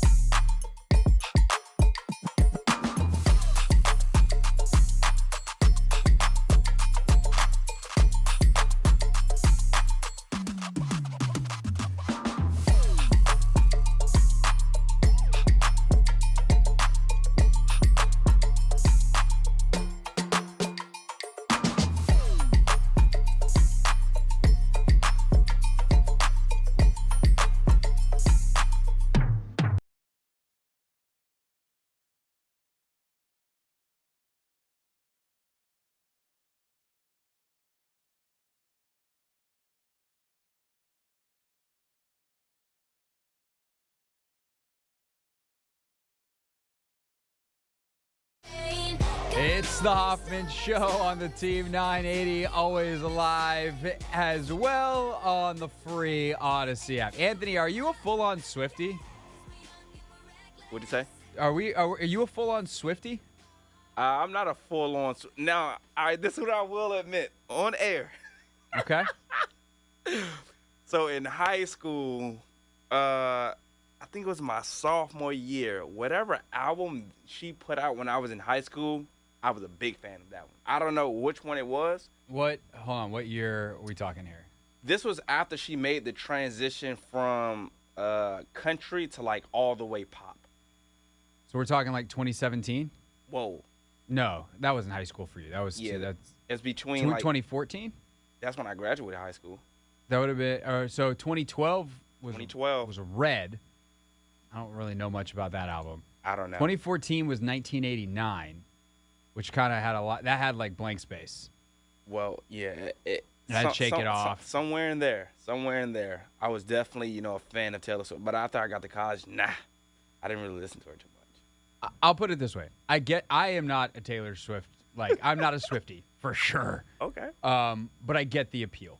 She's a very talented songwriter. She's always had an ability to do the mass appeal thing very well, which makes a lot of people mad, which I understand too, because it's like their songs don't always have like the most depth or anything like that. Mm-hmm. But they're catchy as hell, man. Yeah, they are. They'll be stuck in your head forever, which for a pop song is pretty important. Yep. Did your Twitter timeline, like mine, were just turned into nothing but Travis Kelce and Taylor Swift? Yep, and the entire broadcast, watching the game, and it's just like, all right. Yeah. Yep. Yeah, and everybody's waiting for, Kelce to score, too. I know I was waiting. I wanted to see by the what was way, gonna happen. she obviously, I think everyone's seen the clip. Travis Kelce gets a touchdown late. She screams, "Let's bleeping go." Yeah. First of all, she does like the very awkward, like she claps like this. Yeah, very she turns bizarre. left. Yeah, very, very bizarre. We got to get Taylor Swift some clapping lessons. Some chill ones, Even if you're going nuts, like we can't have the elbows out. You got to get your elbow in. That's jump shooting. But point is, now Swifties are going to get a hold of this, and I'm going to be murdered on the internet. We won't clip this one for YouTube to catch it live, or it never happened. But the NFL tweets out 10 out of 10 LFG. And I'm like, the NFL is tweeting out Taylor Swift dropping the F-bomb. What world do we live in? It's crazy. It's a great question. It's crazy. There was another thing. Oh, also, here's really what I want out of this whole thing. And then we'll go around the NFL for real. Mm-hmm. We just kind of barred into this because Anthony dropped the song. I hope the Swifties, who many of whom discovered football yesterday, and there was like in Taylor Swift Twitter threads that were getting retweeted into my timeline, like one Swiftie explaining football to the other, like, so there's 4 downs. And imagine trying to explain football in 280 characters, but they were trying their best. Bless their hearts. I hope the Swifties find the Kelce Brothers podcast. I hope they find New Heights. Have you ever listened to a full episode of New Heights? I haven't listened to a full episode, but I listened to a decent chunk of it. It's a very good podcast. Yeah. They are hilarious. During an ad yesterday for the energy drink that sponsors the podcast, they talked about pooping for a long time. And I just want the Swifties to find the Kelce Brothers talking about God knows what and going, this is the guy that we have to love unconditionally now because our hero that we worship in a very bizarre way loves him or might be dating him, certainly went to his game. That's my hope. Yeah. I want the Swifties to discover New Heights. I definitely think they've discovered it. They've done their research. They've done a deep dive. They're dedicated. Yeah. They're full on Swifties. I'm pretty sure. Pretty sure. All right. So now that we've done that recap, what time is it, Craig? Time to talk some football. Is it game time, baby? It might be. It's a game time, baby. Oh yeah. Hey. Let me pull up though. Yeah, you got to pull up the picks. We started 1-0. 49ers beat the Giants very handily. It was a bad weekend overall for the NFC East. Of course, the Eagles do play tonight. We're both on to them over the Buccaneers. Are we sticking with the Rams? Cincinnati now up to a 3-point favorite. It looks like Joe Burrow is going to play after all. So we stick in LA here. Yes, I'm sticking with the Rams. I was never going to waver. I'm going to stick with them as well. You sure? Yeah. I'm tempted, but I feel better if Burrow was like actually healthy. Yep. And I kind of low key like what the Rams are doing. So their only loss to San Francisco, who might be the best team in the league. So I'm good with it. All right. This is a point for you. Titans, Browns. Yikes. We were talking. Logan and I were talking before we got started on Take Command post game yesterday, and we're just like, man, is Tannehill cooked? Is he done? Do we burn Ryan Tannehill? Might have left him in a little bit too long. They are really struggling defensively, though. The Browns are insane, and the absolute craziest part of this game is, hey, we have an idea to stop Myles Garrett. Let's make sure 2 tight ends are on the side Myles Garrett is. And Myles Garrett figured that out and then started going before the ball is snapped back and forth across the formation. Like he, a defensive player, was in motion, which meant the Titans tried to shift with it, and it caused a delay of game inside their own 10-yard line. That's how bad the Titans were yesterday. Deshaun Watson definitely looked probably as best as he's been back from, all the terrible things he did. He did have one of the most embarrassing plays you'll ever see from a quarterback yesterday, where he threw the ball like as hard as he could backwards for a fumble. Unfortunately for the Titans, that's about the best thing that happened to them, and they couldn't even take advantage of it. 27-3 the final score. Yeah, I think Tannehill might be cooked, but it's also that Titans offensive line. They go as Derrick Henry goes, and if he's going to go out there and have 20 rushing yards over 4 quarters, not good. You're going to lose every time, every single time. So, yeah. They just aren't as good as they used to be. Like, they've lost guys. Luan's not there anymore. Yep, he's gone. Like, guys have gotten older and aged out, and they did not do a good job of replenishing, and thus it's bad all around. Yep. Bad day for the Falcons yesterday. Lions now 2-1 on the season. Drop Atlanta for their first loss. Amon-Ra St. Brown continues his torrid start to the season. 9 catches, 102. Sam Laporta, by the way, has looked fantastic. The rookie tight end. 8 for 84 and a touchdown, including a 45-yarder. Jahmyr Gibbs, 17 carries, 80 yards. Dude, this Lions team, I'm telling you, they got a little something to them offensive. If they can figure out the defense, I don't think it'll be as easy as it was yesterday for them. They hold Bijan 10 carries, 33 yards. They played from ahead, which meant Atlanta couldn't really run it. And Ritter, he's not that good. And when I say he's not that good, it's not me saying Desmond Ritter's bad, but he's not good enough to lead a team in that style of offense where you got to throw it to score points. And, we said it was going to be a clash of styles. Ultimately, Detroit wins out 20-6 the final. Yeah, I don't know what I was doing. I should have agreed with you, Craig. The law of averages. The Falcons aren't a 3-0 team. Who was I kidding? But yeah, the Lions, again, offensively, they're going to be a tough team to stop. And again, like you said, if the Falcons can't get the ground game going, or if they're playing from behind, they legit have no chance to be successful. And again, Kyle Pitts, he sort of kind of got involved yesterday, but we need more, from the passing game. It is bizarre that they drafted Kyle Pitts as high as they did, and they just do not use him at all. And you're just like, what are you doing? Saints only score 17. They lose 18-17 to the Green Bay Packers, who scored all 18 of their points in the fourth quarter. What a comeback from Jordan Love and company. Love, 22 of 44. That's not great, but 259, a touchdown and a pick, but only takes 1 sack, and they get enough on the ground as well. A.J. Dillon, 33 yards, but, Love runs one in is really what I mean there. 9 carries overall for Love. So you talk about how you escape sacks. Run for your life, young man. 18-17. I don't even remember. Did I pick Green Bay? I think I did. Didn't I? You did. Sweet. Yeah, Take that. We both did. That was a crazy come-from-behind win from those guys. Also, I didn't quite understand the 2-point conversion, them going for it, but they end up converting towards the end of the game. The Saints, they had a chance to win that. The rookie kicker comes up short, misses wide right, but you gotta tip your cap to Jordan Love, because the first 3 quarters he did not play extremely well, and then he just started to make throw after throw after throw. Romeo Doubs had a huge catch. So they do it without Aaron Jones and Christian Watson. Yeah. So Watson was on track to play for a lot of the week and then couldn't go on Sunday. Yep. And they figured it out. They got a short week this week, so yeah. Hopefully, hopefully they'll be back.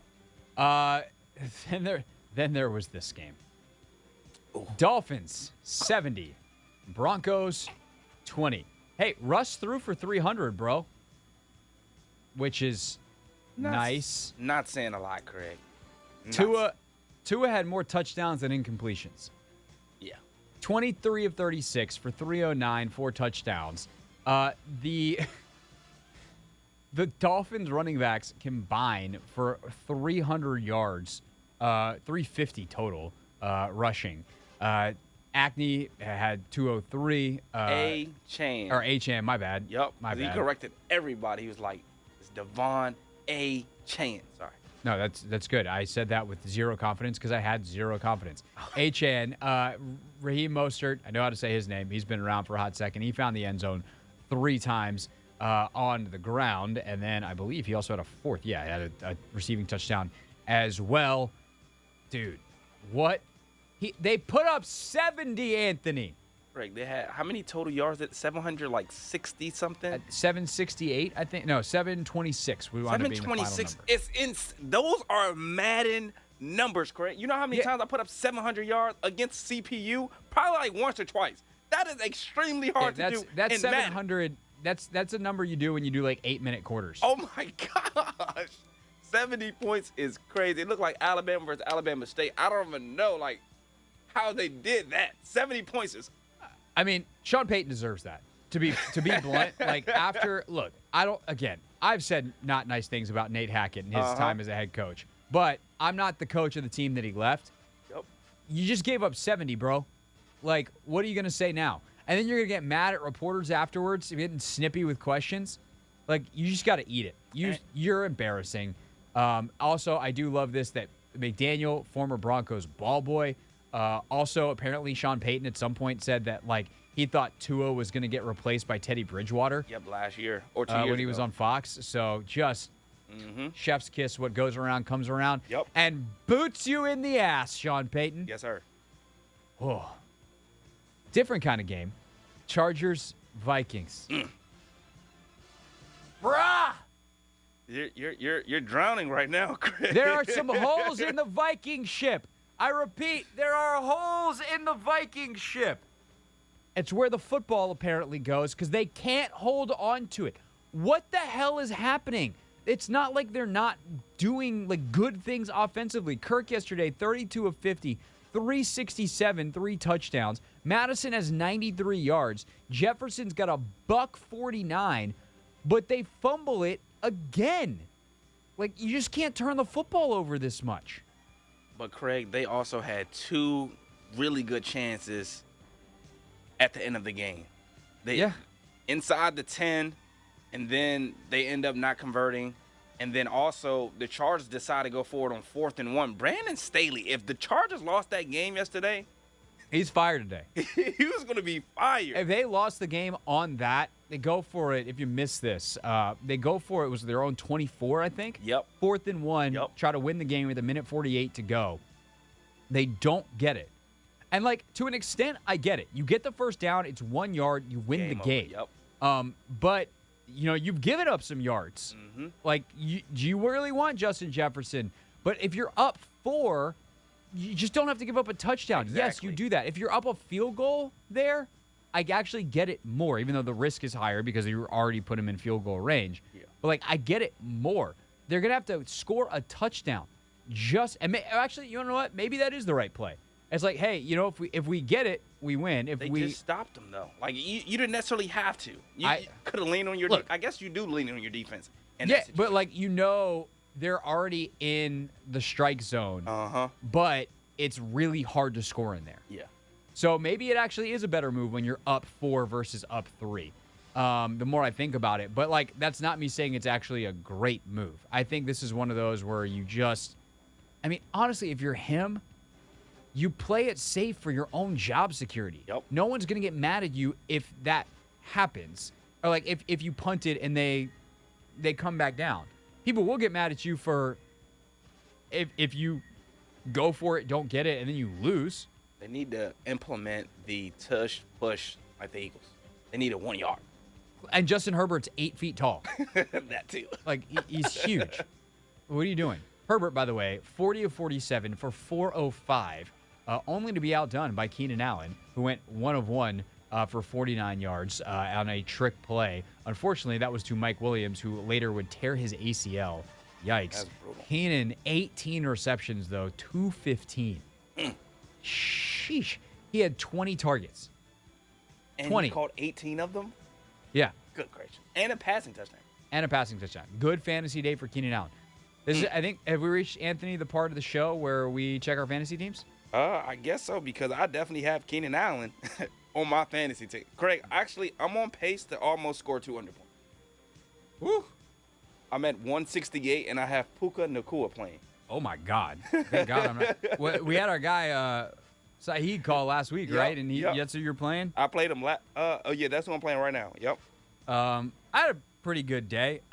My dude that I'm playing's got a bunch of Eagles players, so we're very much waiting to see what happens there.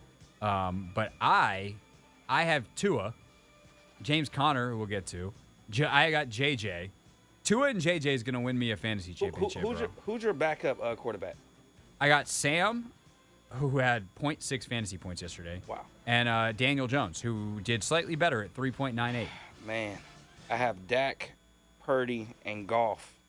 You looking to make a move? I need to. I mean, do you want to take a bet on Sam? I want Tua.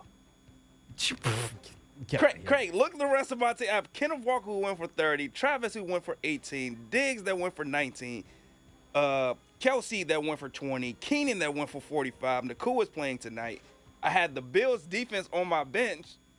You give me two of your, like, Travis Kelsey and someone else, and I'll consider. Oh, my gosh. Ooh, all right. I'll Let's consider get back it. to the picks. All right. I gotta think that over. Okay, Patriots and Jets. The answer you should not do that. I would be destroying you in that trade. Patriots and Jets. Mac Jones, 201 yards, a touchdown, but enough to win. Also, I might have hit Sauce Gardner in the nuts. You see that one? Yeah, I did. Mac Jones is going to get kicked out of the league. Yeah. Like, because he's good. Someone's going to kill him. Yeah. That was messed up. I also think Robert Sala's soul is breaking every time he's asked about Zach Wilson.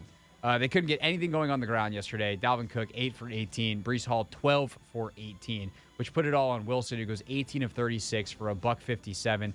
Takes 3 sacks. It's not. Wilson's arm talent is great. His mobility is great. He doesn't have a lick of a clue how to use it. And like, you got to stop being in love with the talent and look at the player as a total or as a totality. Like, who would you rather have, him or, like, you know, Taylor Heineke? Like, Taylor's arm compared to Zach Wilson's arm, you'd have Zach every day of the week. But when you put their brains to the test, you'd rather have Heineke because he makes better decisions, and that's not exactly the highest bar. Yeah. So if you're the Jets, man, like, I think you got to make a move. And if you want to call Minnesota about Kirk now that they're 0-3 and see if Minnesota wants to do something crazy, like, do it. Woo! But he's an expiring deal. You know, you can let him walk after the season or, you know, whatever, or he's insurance if Rodgers doesn't come back. Do whatever you want. But, like, even if it's going and calling Washington about Brissett, whether it's calling Atlanta about Heineke, whether it's whatever, bringing in Joe Flacco out of retirement. Like, you can't go forward with Zach Wilson. Like, you're doing a disservice to your defense that's really good and your offensive skill guys that got some talent. But I also do think they built a team for Aaron Rodgers, and Aaron Rodgers isn't there anymore. And so, like, Randall Cobb isn't nearly as useful. And I hate that because I love Randall as a dude, but, like, he's just not as useful when the secret sauce is his chemistry with the guy who's no longer throwing him the football. Yeah, the Jets got to make a move. They got to. Just to salvage the season. Like, again, as you alluded to, they have guys, skilled guys over there, and you're wasting. You brought Dalvin in, on a 1-year deal. It looks like you're wasting money now. So, yeah. Hopefully they do make a move. Heineke would be very interesting, though. It would. Can play to a defense and running the football, as he proved here in stretches. But, like, that's also your best option. That's not exactly a good one. Houston, Jacksonville. No more 1, 2, 3. What the hell happened here? 37-17. The Jags defense all of a sudden is not good, and Trevor Lawrence is no longer nearly what we thought he was going to be this season. Like, he's just not had a superior year. It's not like he was bad yesterday, 27 of 40 for 279 and a touchdown. But, like, they just got their butts kicked, man. Etienne, 19 for 88. but you give up 2 touchdowns and 280 to C.J. Stroud. Damian Pierce scores 14 carries, 31 yards. So, like, I don't know. It's a weird statistical game. I think there was like a pick 6, right? If I'm remembering correctly, or a fumble return. There was something funny. Oh, it was a kick return. That's what it was. Oh, yep. Andrew Black takes 185 yards. Wait, was this the one with the fullback return? This is the game that I didn't see a lot of because obviously I was at FedEx Field yesterday. A fullback? Yeah. Dang. Like, they kicked it short, I think, and then he brought it back. Oh, I didn't see that part. Because like statistically, this game makes no sense. It should not be a 20-point blowout until you're like, oh, there's a kick return touchdown. Yeah, I know they had some blown coverages for the Jags. Tank Dell got loose a couple of times. I'm not gonna lie, like the Texans, the Cardinals, these are not easy games. But people always say, no game, you can't overlook any team in the NFL. Like any week, anybody can get got, and we saw that. No doubt, including the Ravens. Colts and Ravens, 22-19. Baltimore goes down at home in overtime. Matt Gay, a 53-yarder to win it. Gardner Minshew, played well, but they get the running game going finally. 30 carries for Moss, 122 yards. Lamar just kind of out there by himself, man. Like, literally, it's not like a shot at the Ravens other than to say that their injuries have stacked up to a point that Lamar tweeted a sports as art meme of himself earlier today. It was really funny if you didn't see it. Did you catch that Lamar tweet? I did not. It's like a painting of a very disappointed person just looking up at the sky like, why? And there was a photo of Lamar doing the same thing. And he quote tweeted that meme on top of the Ravens injury report. Wow. It's just bad luck, man. Yeah, it is. We both chose the Ravens to win this game. The Ravens really should have won the game. I'm not going to lie. I talked to Z earlier about it. They got away with one on 4th and 3. EJ Speed definitely pulled Zay Flowers super early. Egregious. But also at the end of regulation, Craig, when I tell you I was watching this kick live, Justin Tucker, he's getting pumped. He's about to come on, hit the game-winning field goal, 61 yards, right on line, and it falls just short. And I could not believe it because he's hit from further. Yeah. I could not believe it. So the Colts definitely, they got one in Baltimore. They came into the DMV and they stole one. So shout out to my boys. We're calling Baltimore the DMV? Oh, no, sorry. They came to Maryland. Thank you. And took one. Apologize. Apologize, DMV. We're not tolerating that on the show. Charm City, you can be fine, but you ain't part of the DMV. No. Seahawks and Panthers. Seattle takes care of business. Nice little charge in the fourth quarter from Carolina to make it a little bit more interesting, but Seattle ultimately pulls away. 37-27. How about 361 for the Red Rocket? Andy Dalton dealing in the loss. Andy Dalton to Adam Thielen for 145 yards. Throwback. What year is it? But ultimately not enough. The Chiefs beat the ever-living crap out of the Bears, who had just a terrible week. They make it a little more respectable, I guess. 41-10 late. It was 41-0 at one point. Chiefs do not score in the fourth quarter in part because they pull Patrick Mahomes, which they do after Mahomes gets rolled up on in the second quarter. But they pulled him for the fourth. Had 272, 3 touchdowns before he left, including the last one to Travis Kelce, which a very famous pop star celebrated next to his mother. Cardinals and Cowboys. Dude, I was doing the postgame stuff and came home and flipped on the game, and I just go, huh? What? They was cooking, Craig. What happened? What happened? Literally, I didn't get to watch the game. What happened? Cardinals, Cowboys. The Cowboys were the best team in the league by a mile through 2 weeks. What a funky, weird league this is. They neutralized the heck out of Michael Parsons. I'm talking about everything was opposite of him. He wasn't really involved. The plays that he made, were due to his hustle and his motor. But whoever the offensive coordinator is over there, they did a fantastic job just throwing the Dallas Cowboys off, scheming everything open. And, wow. We said it, though. The Cardinals will not be an easy team. You can't look past them at all.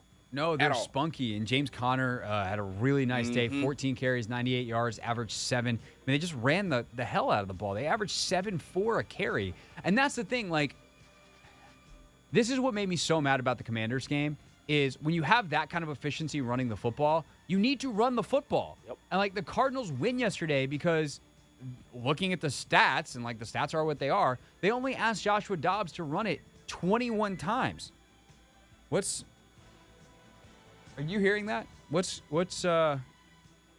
sound is happening in the background? I don't know. I have all my faders down. It's like in the background in the studio. I feel like there's a video secretly playing somewhere out of like a computer. Anyway, sorry, ADD. It's great. What's up, Darius? I just did that because we're talking about ADD. Continuing on. Yeah, they only asked Dobbs to throw the ball 21 times. And you shorten the game, and like that's how you win against a better team. The Cardinals aren't worse than aren't better than the Cowboys, but they beat them yesterday because they found a game plan that worked. And like I think the Commanders could have done the same thing because they were running the crap out of the ball, and they just refused to do it. So yeah, weird freaking day for Dallas and Arizona. Good for the Commanders, though, in terms of keeping pace in the NFC East. We'll see what happens with the Eagles tonight.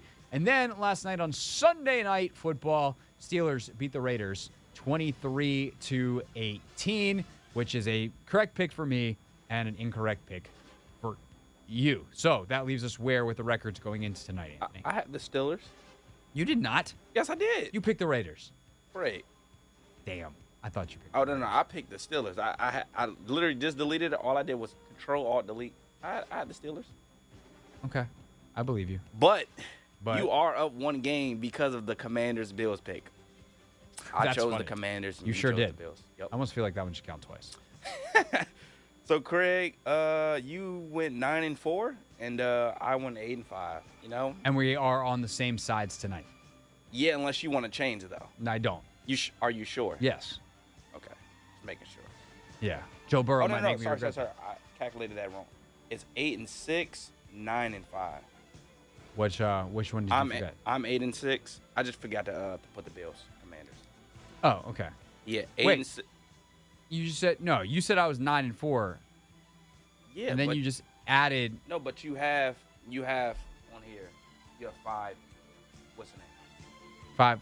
Right. Wrong. But when you just scratched it, you said I was 9-4, and then I got a correct pick, and then you added one to my loss column. What I'm telling you is correct. You have 5 loss. I will go through all of these again. All right, I want you to audit this in the break. Okay. Don't make me come over there and audit it myself. But what you just did, we got it on video and everything. Control-Alt-Delete restarts a computer. Why do you keep saying Control-Alt-Delete? I mean, not Control-Z to undo. I have all of what you said. I messed up, Craig. You are 9-5. I went 8-6. Okay. That is what it is. You have 1 game lead over this week. Okay. Yeah. If anyone wants to go back to the picks on Friday, double check. Okay. I now have questions. You can do that too then. It's on demand on our podcast feed or on YouTube at the Team 98. All right, when we get back, we will relive something else we do on Fridays, our Pick 6. How did the game play out based off the 6 players we thought needed to show up big for the Commanders? That is next on the Team 980. You can take the Team 980 with you anytime, anywhere.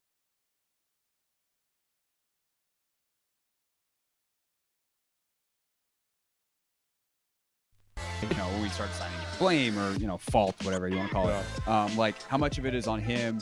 And I think the other thing that we really, I'm saying this for the second straight week, like we need to go back and look at the tape and understand is, are there options down the field available? Because when you are sitting in the pocket that long, I feel like there has got to be an element that you just feel like there's no one open. I know for a fact on one, there was one of the sacks that I saw that I was able to have a pretty good view of the field and receivers, and so at least one, there ain't nobody open. There's some, Wiley gets beat on a speed rush on one. It's pretty obvious, like that's on Andrew Wiley. But then there's 7 more sacks to account for Logan, and those are kind of the defining parts of his day outside the interceptions, some of which kind of go together, though, because obviously they're not sacks on plays that are picks, but there are pressures on a lot of them. Yeah, and I think the other thing is, like, this offense is kind of built on a specific game flow. And even though they throw the ball a lot, they do kind of walk this line of being able to say, we can get to a screen, we can get to a draw, we can get to a run, and kind of quiet the pass rush a little bit, or get to a quick game even. So, and I just felt like they got in a position where it felt a little bit rushed, felt a little bit frantic, and everything was everything was looking for a chunk play, or at least that's what it felt like watching. And again, when we watch the film, we'll probably feel differently, be able to give different analysis on it. But I think there were times like the first interception Sam threw, I thought he is hunting for this big play. And, it's 3rd and 19, understandable to an extent. And, we might be assigning this kind of frenetic feeling to EB when it's the quarterback who feels like he's competing with Josh Allen, and like there's a check down right in his line of view. Just check the ball down, man. Like, it's not a perfect situation, but you have an opportunity to get a field goal. It would have been 3-10 at that point, or 3-3. I don't remember the exact score. But I think about moments like that and I say, you don't need to do that. Or the thing he said in his press conference, and I love that he owned this. He was like, on the interception in the flat, he doesn't hear the protection call, and that's what happens with a young quarterback. Yeah, or you said they called the protection wrong. There's a free runner that, they knew there was going to be a free runner. The guy who was free was not the guy who was expecting, and instead of throwing it into the dirt. The way I understood is they made like a different call at the line of scrimmage that he didn't hear or something. Yeah, it was a communication issue, and he owned that too. Yeah. But I think those are the types of things you experience with young quarterbacks, and I mentioned this with you mentioned the postgame show.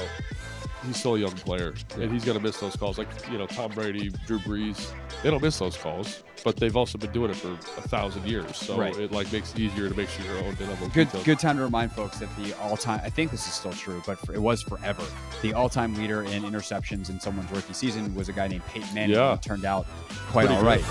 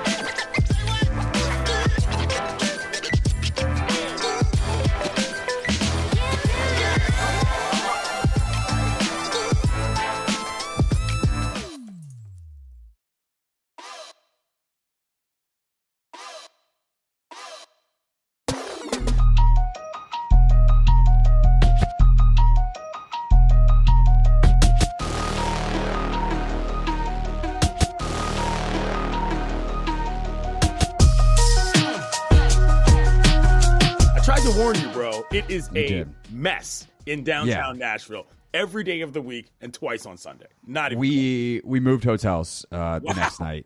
I still am waiting on my refund for that.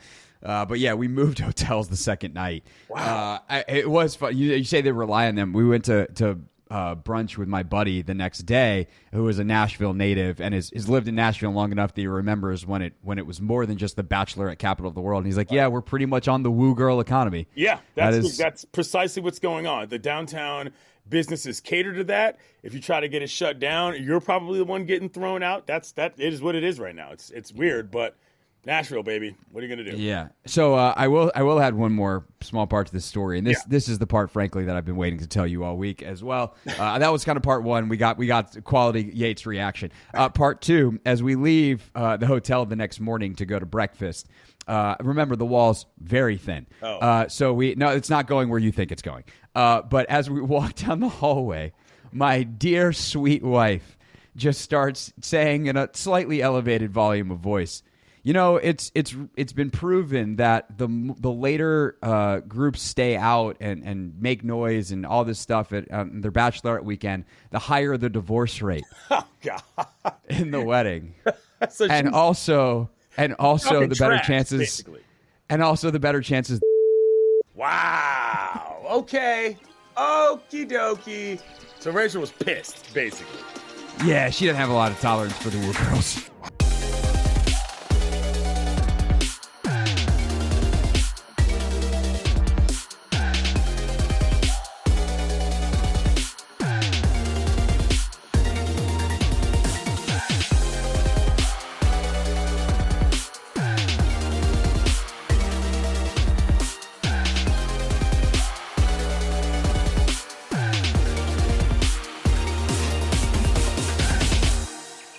They say on the internet, like, feel free to post stuff, like your friends' photos, do whatever. But like whatever you do for your own well-being, don't read the comments. Comment section, bad idea.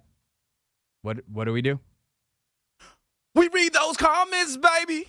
That is exactly what we do. That was a little bit better. I still feel like that one was a little muted.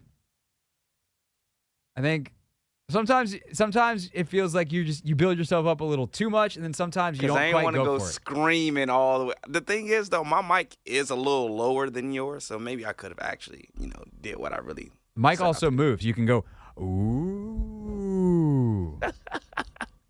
Did you know you could play tricks with a microphone?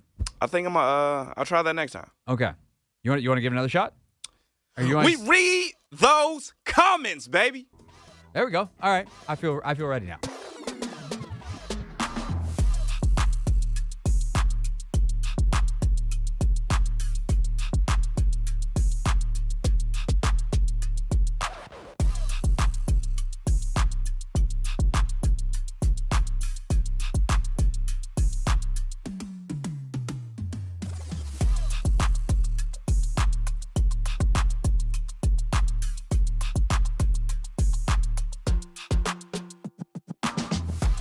It's the Hoffman Show on the Team 980, always live as well on the free Odyssey app. Steamrolling today, now in our final hour, going until 7 o'clock. So that's what we got. My mind has been a little bit split today, Anthony, because we had a Wizards event earlier, right before the show. Bunch of cool stuff the Wizards put together with Media Day just a week away. So next week, kind of sprinkled into the show, we might have a couple of things Wizards adjacent. We'll probably record a bunch of stuff and hold on to it. But Wizards fans, the season is almost here. Got to catch up with a couple of folks, including Wes Unseld today, which is a great, fun chat. But the highlight, perhaps, was that there was a media pickup game. And a lot of the assistant coaches also played. And so Linnell strapped up. Now, the last time Linnell played basketball is a fairly infamous moment on this radio show. Yes, sir. Infamous, not famous, infamous. And Linnell's on the show tomorrow, so we might have to talk about it. Okay. So I'm looking forward to that. Just saying. Did you play? I did not. I decided that I did not want to get all sweaty before having to come over here. And also, I hate that my mind thinks this way because I'm not that old. But just in case something bad happened, in case I, got hurt, I can't miss a Monday after a football game. That too. So, the safest thing for me to do was hang out and watch. Mm-hmm.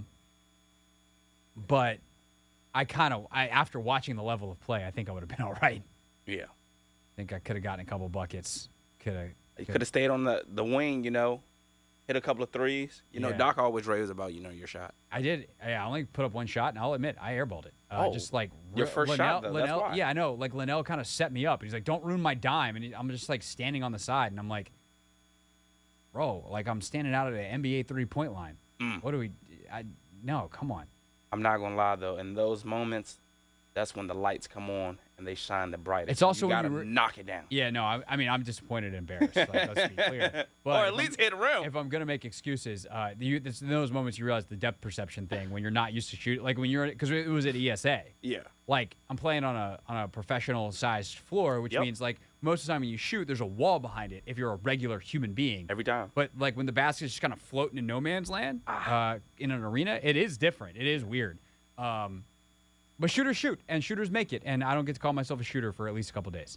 Okay. Despite, you've seen the evidence. Yeah. I can shoot a little bit. Yes, sir. Just not on that one shot. You know what we can do? Blame the passer. You make a great point. Yeah. You make a great point. Thank you. All right. Without further ado, because we're already 10 minutes late on it, it's time for Pick 6. The 6 biggest Commander storylines. It is caught! Delivered at 6 o'clock sharp. It's the Pick 6 at 6. I'm going to be their biggest and harshest critic, but I'm also their #1 fan. All right, so Anthony and I picked 6 players who we thought were going to be super key to the game. On Friday, we now, on a Monday, look back at those 6 players and see how they did. And Anthony, I will say this. What a look you just had on your face. Man. I will say this. I think we picked 5 of 6, maybe 4 of 6 at least, really good players to watch. Mm-hmm. How they played, and also I will say this was the segment on Friday right after I read a weather report in the break that said it was going to be a hurricane, basically. And even if it didn't rain, the winds were going to be crazy. Turns out there was some rain. There wasn't a lot of wind. It was fine. So it did kind of affect our picks. I think we get that's not an excuse. That's just what happened. But I started off with the linebacker play. And it's the third straight week that PFF thinks Cody Barton stunk. I don't think he was horrible. I don't think really the defense in all was horrible. But they clearly were not great. There's a third down at one point that Jamin's got a tough play to make. He doesn't make it. That, I think, eventually leads to a touchdown where it would have been a field goal. But, like, overall, I thought the linebackers played okay, and they were not as stressed as I thought they might be based off a litany of factors. Overall, like, the defense played okay. I mean, I know this is like an unpopular thing to say because everyone, like when you lose 37-3, how can you say that anything was good enough? But the defense played well enough to win. God, the brightness on this computer is terrible right now, the angle. So let me see if I can read this real quick. Here's the Buffalo drives. 11 plays, 57 yards, ends in a field goal. 5 plays, or is that 6? It's 6 plays and a punt. The one play touchdown drive, that one was real bad. 15 plays, 62 yards, 9:47. Time of possession, terrible. Third down conversions, terrible, but ultimately hold to a field goal. And then last play of the first half, or last drive of the first half, 6 plays, 19 yards, field goal. So it's 16-0 when you get the ball off of interception, punt, downs, interception. Like, you're put in bad spots all half long, and ultimately you hold an elite offense to 16 points. Washington then gets interception. Buffalo then throws the pick back, the arm punt. Couple plays, or a couple of drives later, Buffalo gets the ball, 6 plays and out, 32 yards on downs when they got the ball in pretty good field position. And then Antonio Gibson fumble. They come back, 8 plays, 31 yards, touchdown. They get the pick 6, does Buffalo. And then the last touchdown drive, obviously not great to make it 37-0.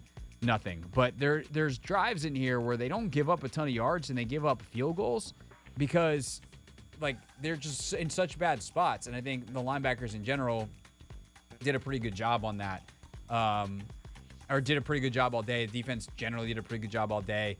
But at the end of the day, like, Stephon Diggs is really, really good, and he got loose a lot. Josh Allen's amazing, and he got loose a lot. And that's how you lose 37-3 on a day where your offense doesn't give you a chance. Yeah, I mean, I don't think the linebackers played all that bad. Now, in the fourth quarter, I will say, they gave up, some huge chunk runs. At that point, when you're down 30-3, like, I don't care anymore. Not that I don't care, like, I just don't care that much anymore. Yeah, I mean, the game was out of the way, but I mean, I agree with everything you said. The defense definitely played good enough to, keep us in the game. They only had 16 points going into the fourth quarter. So that means for 3 quarters, you gave up 16 points.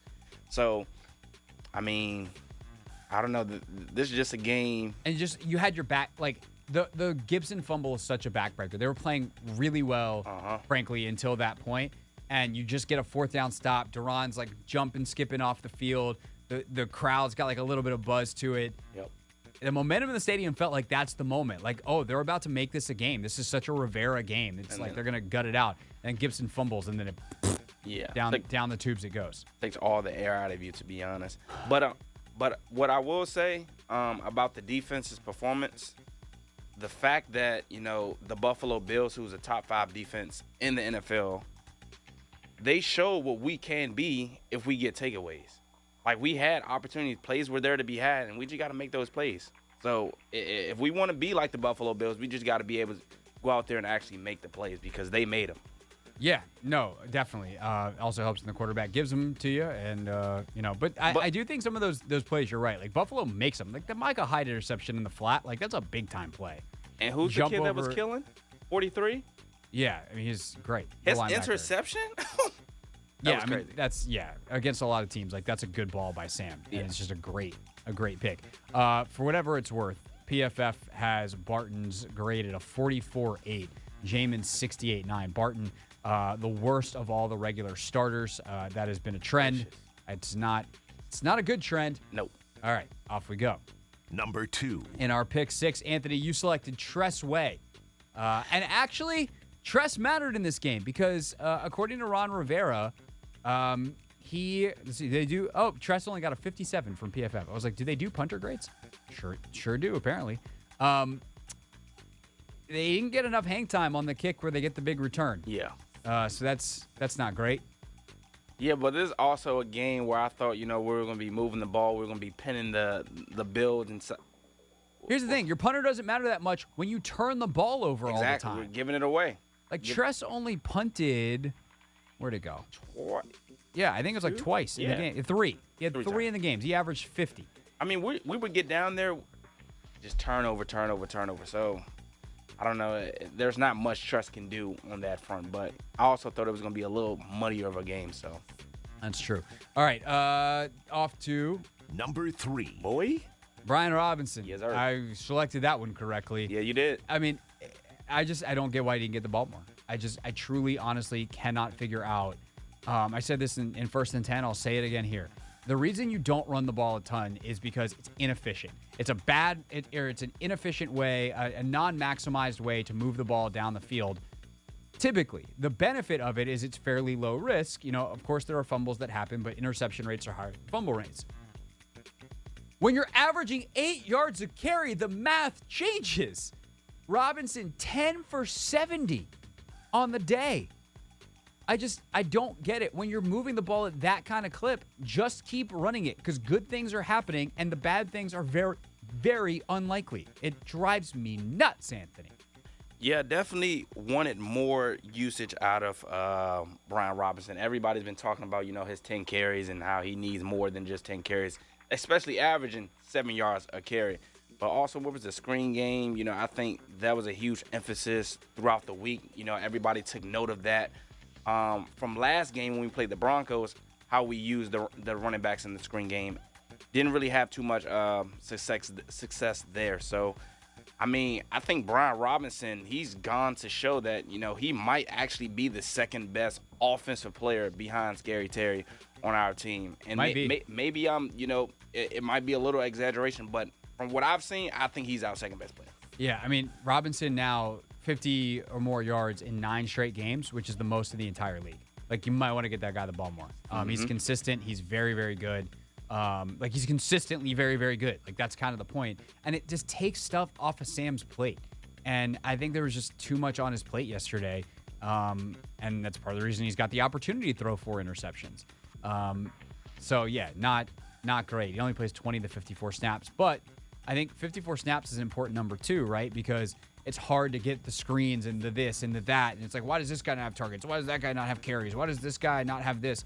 Well, when you only run 54 plays as opposed to the 70 that they'd like to, the 80 that they'd like to, that's 20 plus, almost 30 plays that you don't have to play with to get guys touches. One last thing on B-Rob. Yeah. Is it crazy that he only got 37? He was only in on 37% of the snap count. I mean, they were behind, so they're throwing the ball. You can use him in the passing game, but hey, look. They prefer Gibson in those spots, and That's fair. I don't disagree that he's probably the better option, but, like, it's not that much separation. I would like to see Robinson got so much work in the passing game, and I thought he was going to be really effective in it because he showed really well in camp. I'd like to see them use him a little bit more in that way.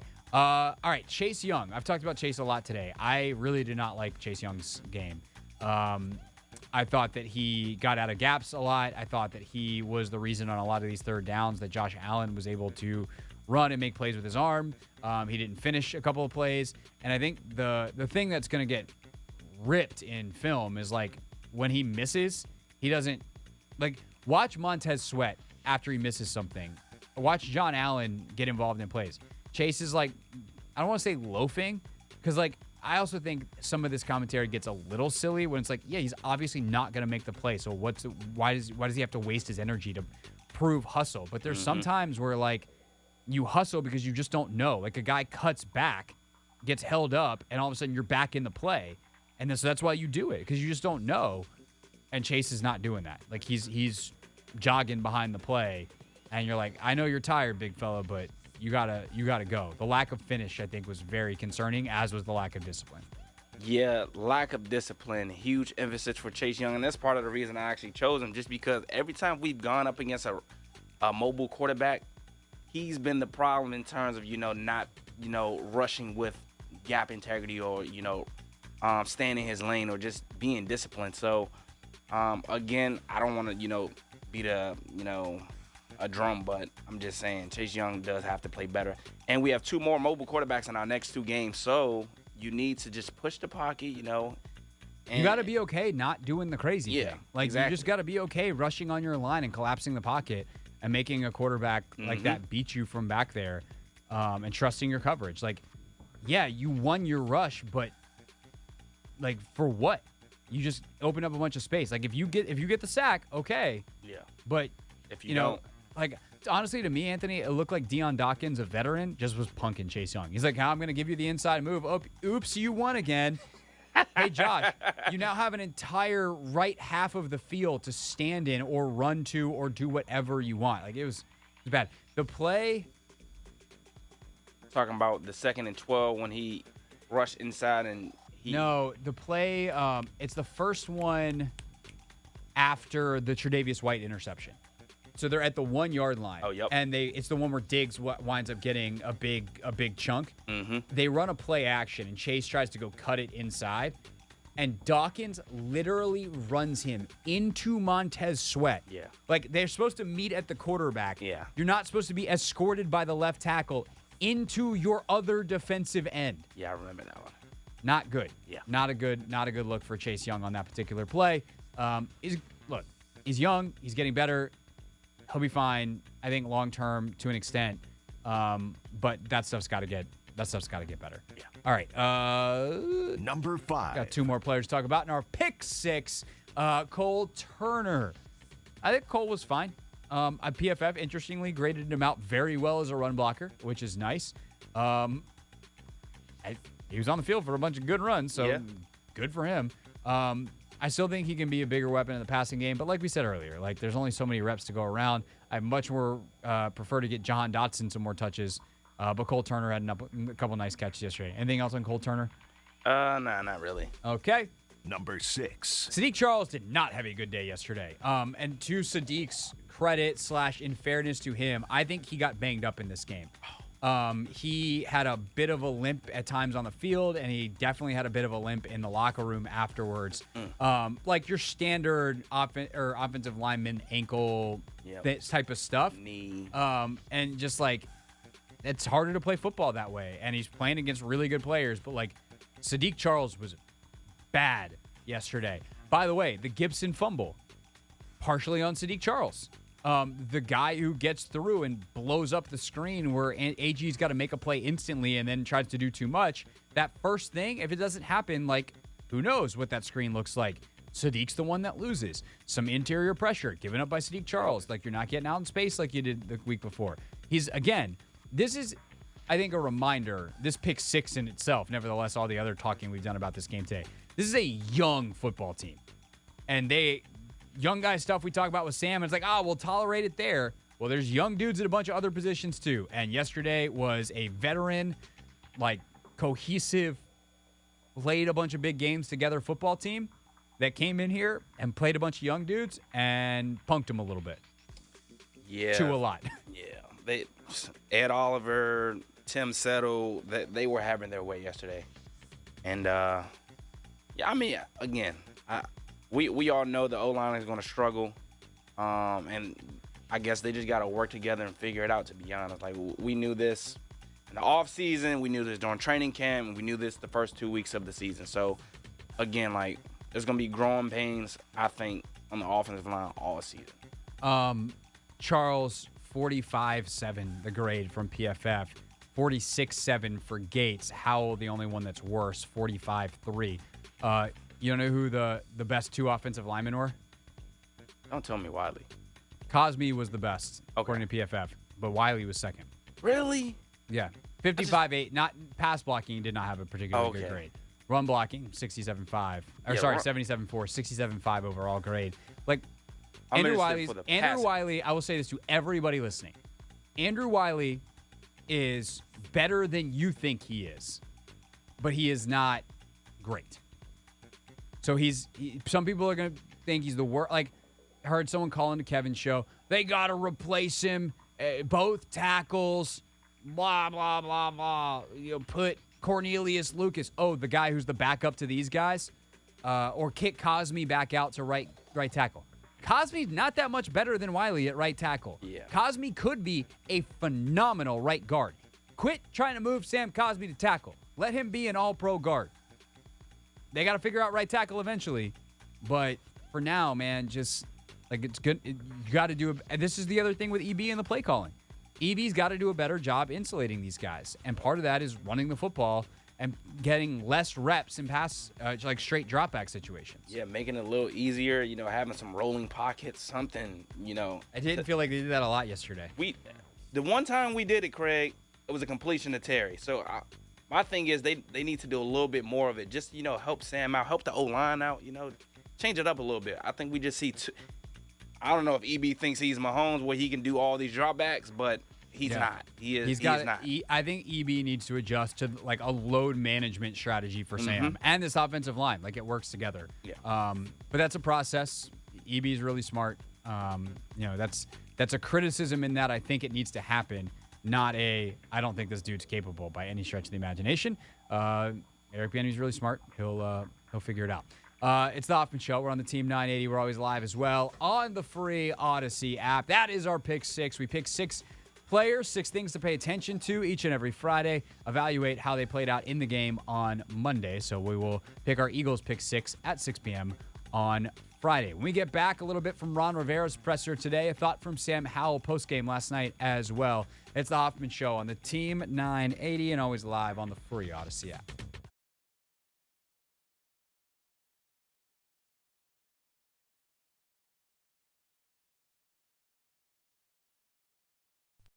That's like, okay, this defensive line, do I think they're all of a sudden are not very good? No, but like you're going to face a truly elite offense and play like this, that's not good enough to be elite. Like that's the measuring stick, right? Like if you thought you were, I guess I would put it this way for the D-line specifically. Yeah. If you thought you already made it, not quite. Yeah. Not that you're not capable of better, not that you're not capable of more, but like this is elite. And so if you want to dominate against that group, you got to be better. And also I think the other thing I'd like to point out there is game flow. Yeah. The game flow in this game is one where you're playing from behind, and I think you see the importance of an offense that can kind of push that game flow to a higher level, right? When they're playing with a lead, the Commanders are playing with a lead, that defensive line can hunt. But you see it in Arizona, you see it against the Broncos. Yeah. Thank you. So, by the way, what a day for them. Yeah, a tough day for them. But what I am saying is that like that is where complementary football comes into play here. The defensive line cannot win you a Super Bowl by itself. The defense needs the secondary, the linebackers, they need the offense to be productive. And if the offense is productive, like we just discussed, this team's in a much better position. So I think those are the things that really stick out to me in terms of how I would measure this and areas that I say, hey, they can improve in these areas and they will improve in these areas because, like we talked about, like this is a very young football team that's in very important positions. Yes. In summary, turnovers, bad. Explosive plays, good for you, bad for them. And you do need both sides of the ball, and they do interact with each other in a major way. I mean, really, that's what this game comes down to. And what game doesn't? Just you see the repercussions if they go badly.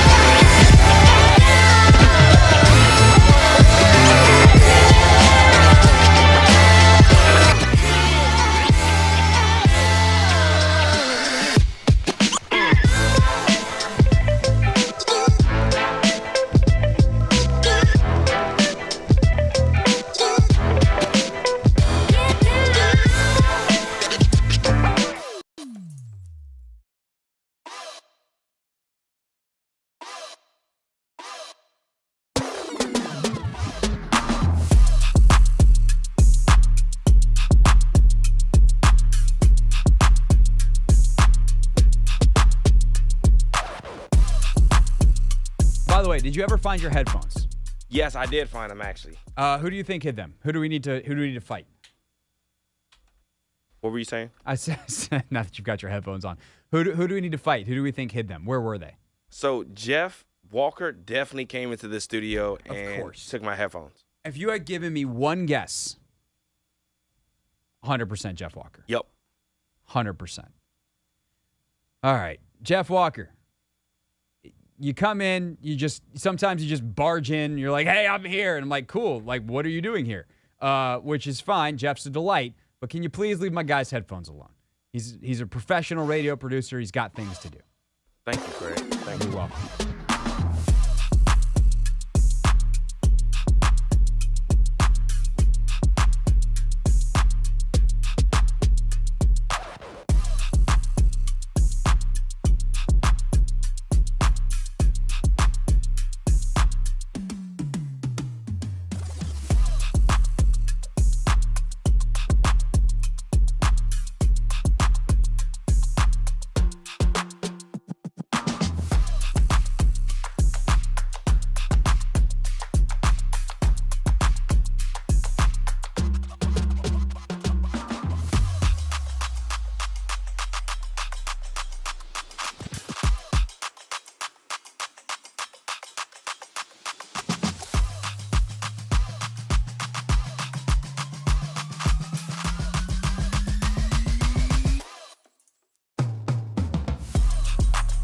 But my favorite story is, I think we were playing Cincinnati. Was it Cincinnati? That's not what depends on the story, but maybe we were playing Cincinnati. So Logan catches this touchdown. Oh, that's right. Yeah, that was Cincinnati. Yep.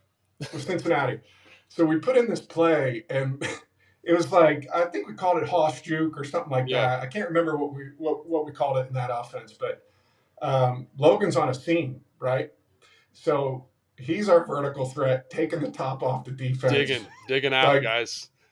We're talking in the week. I don't think we ever said it in the install with those guys, but they're like, listen, Logan's not even in the progression. He's taking the top off this thing. We're trying to work this little option route down. And they bust this coverage. And I mean, he is screaming wide open.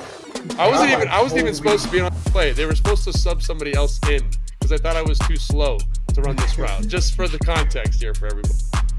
So he's screaming wide open. And I'm like, Matt, throw it at his back shoulder. You might hit him in stride. If you try and back shoulder him. Threw it right at him. He catches it. It was an awesome touchdown. Just the celebration afterwards was so much fun. For me, it was always fun celebrating the touchdowns with the guys that didn't score them all the time. You know, like take that, Julio Jones. Yeah, and I'm not, I'm saying that, but like your role for us was you did the dirty work, and when you see guys that do the dirty work get rewarded for it, that was really cool. Something I'll never forget. The caveman. Yeah. And the caveman was in there in the end zone celebrating. It was awesome.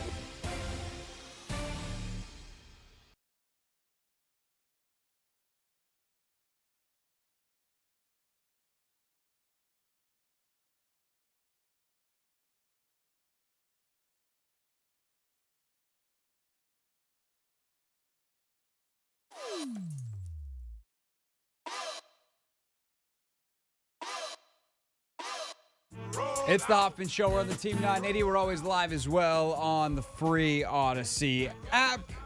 6:30 on a Monday. Let you hear a little bit from Ron Rivera, the Commanders head coach, speaking at 3 o'clock. You can hear that press conference live on the Chris Russell Show weekly. I wonder, actually, next Thursday, Anthony, I wonder if we'll get a little Rivera live on our show, though, because it'll be Thursday night football, which, by the way, I actually finally have an answer to a question that we've been wondering, which is what happens when you ask your boss and he has the answer. Next Thursday, combo show. Take a Man pregame show / the Hoffman Show will all be from MGM National Harbor.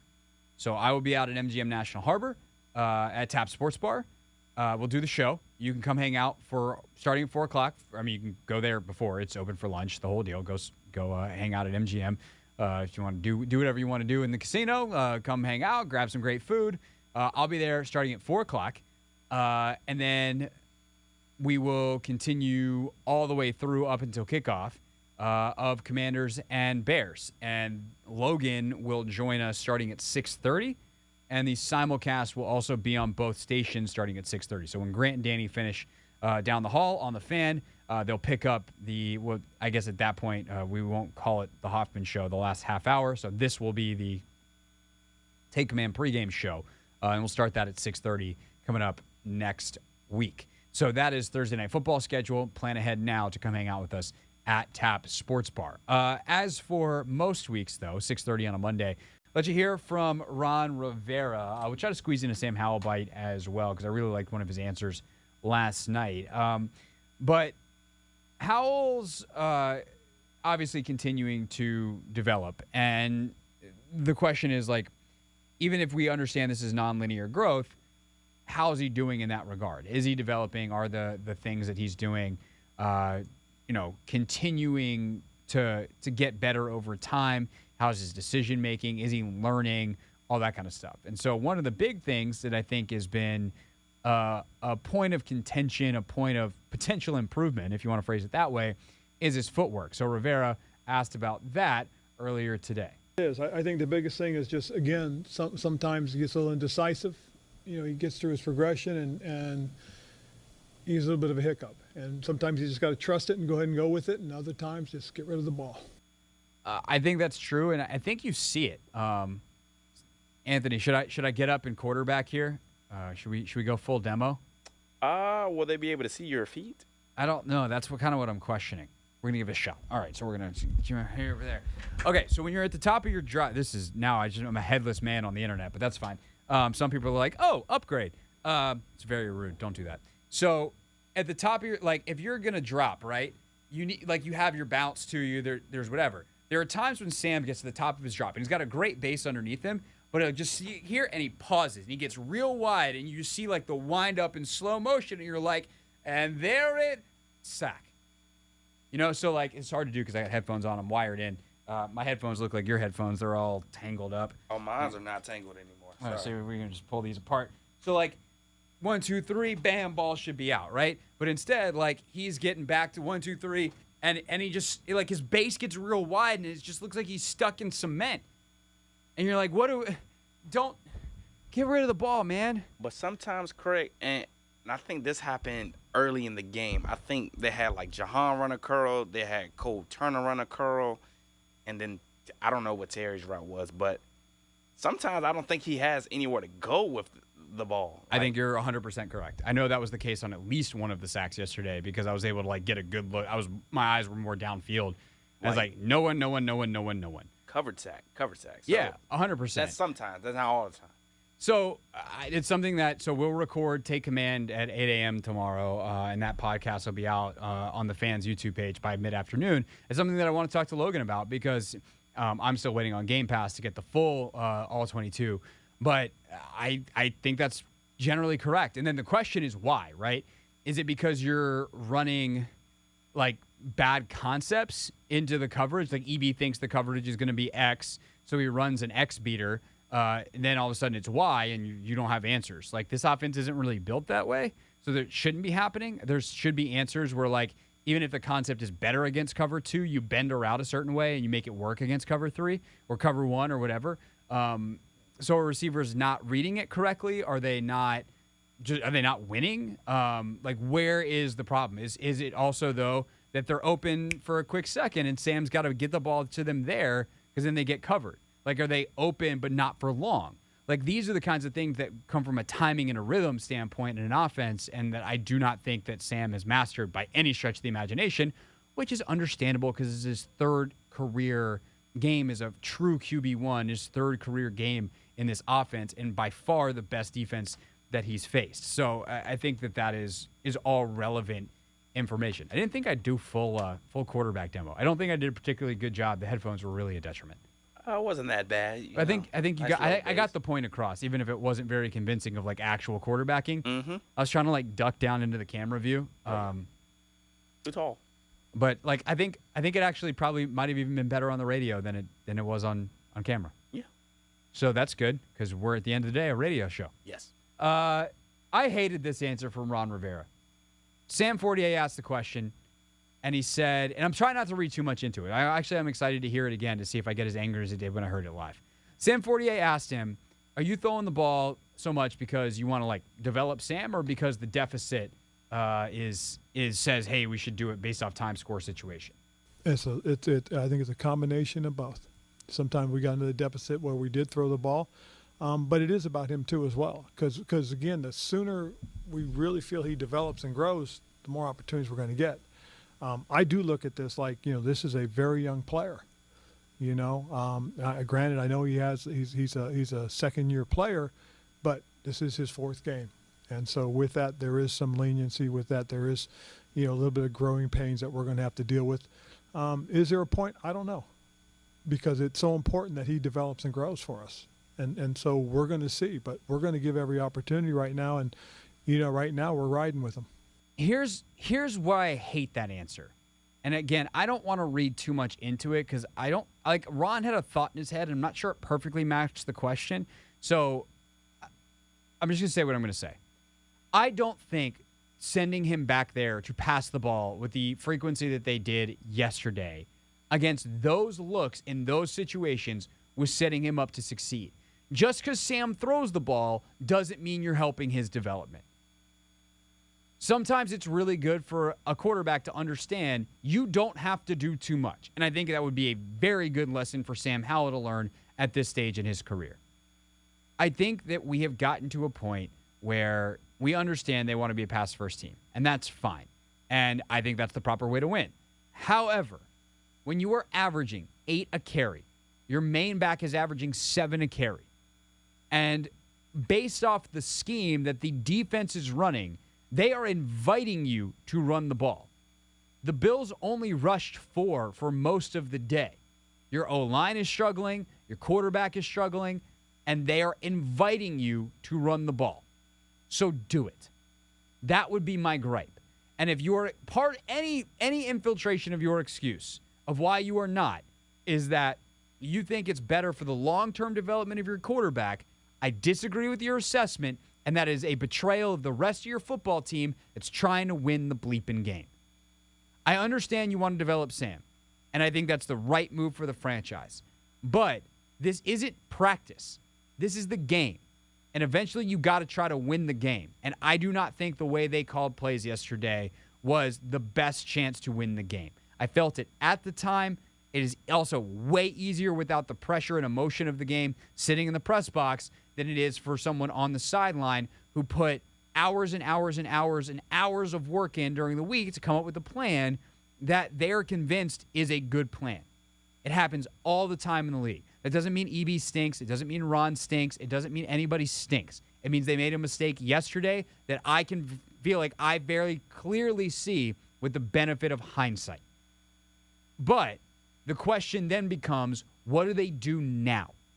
Do they learn from it? The next time they're in a similar game situation, do they make a different decision?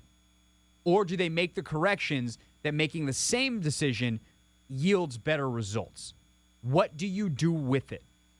Because I agree with Michael Phillips when he said this earlier, and I agree with Ron and Sam when they said this yesterday. That loss, not good. But you do have a great learning opportunity from it. The question is, what do you learn, and how do you respond to really your first bit of adversity of the season, and realistically the first bit of adversity in the Josh Harris era? It's the Hoffman Show. We're on the Team 980. We're always live as well on the free Odyssey app.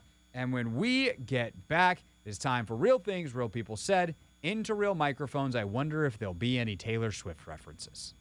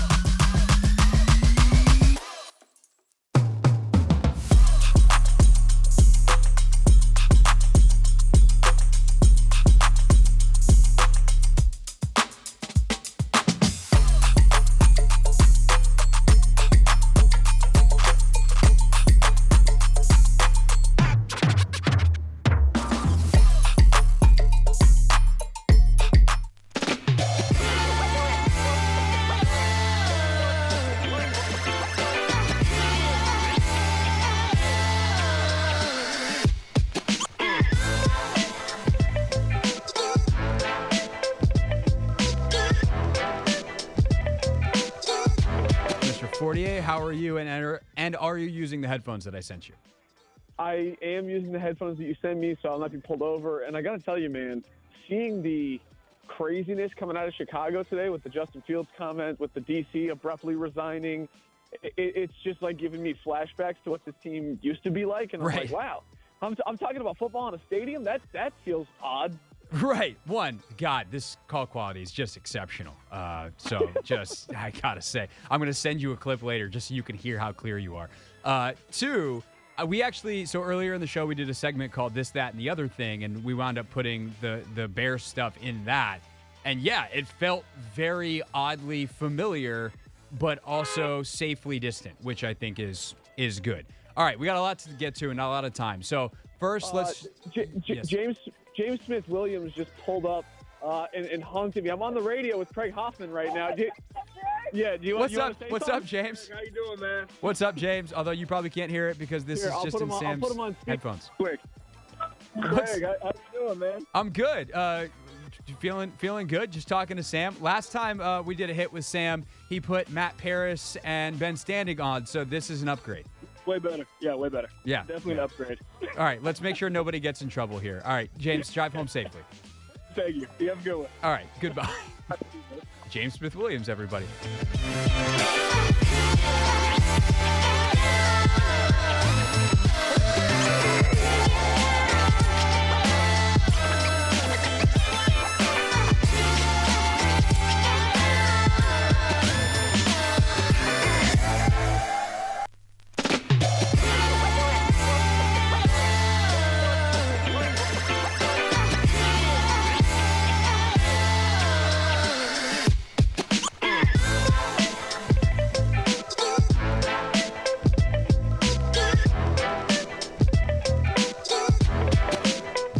I mean, that's been an ongoing bit. Oh, okay. I think Travis Kelce's got the best bit of all. He's just dating Taylor Swift. So, that you know, too. forget the lyrics.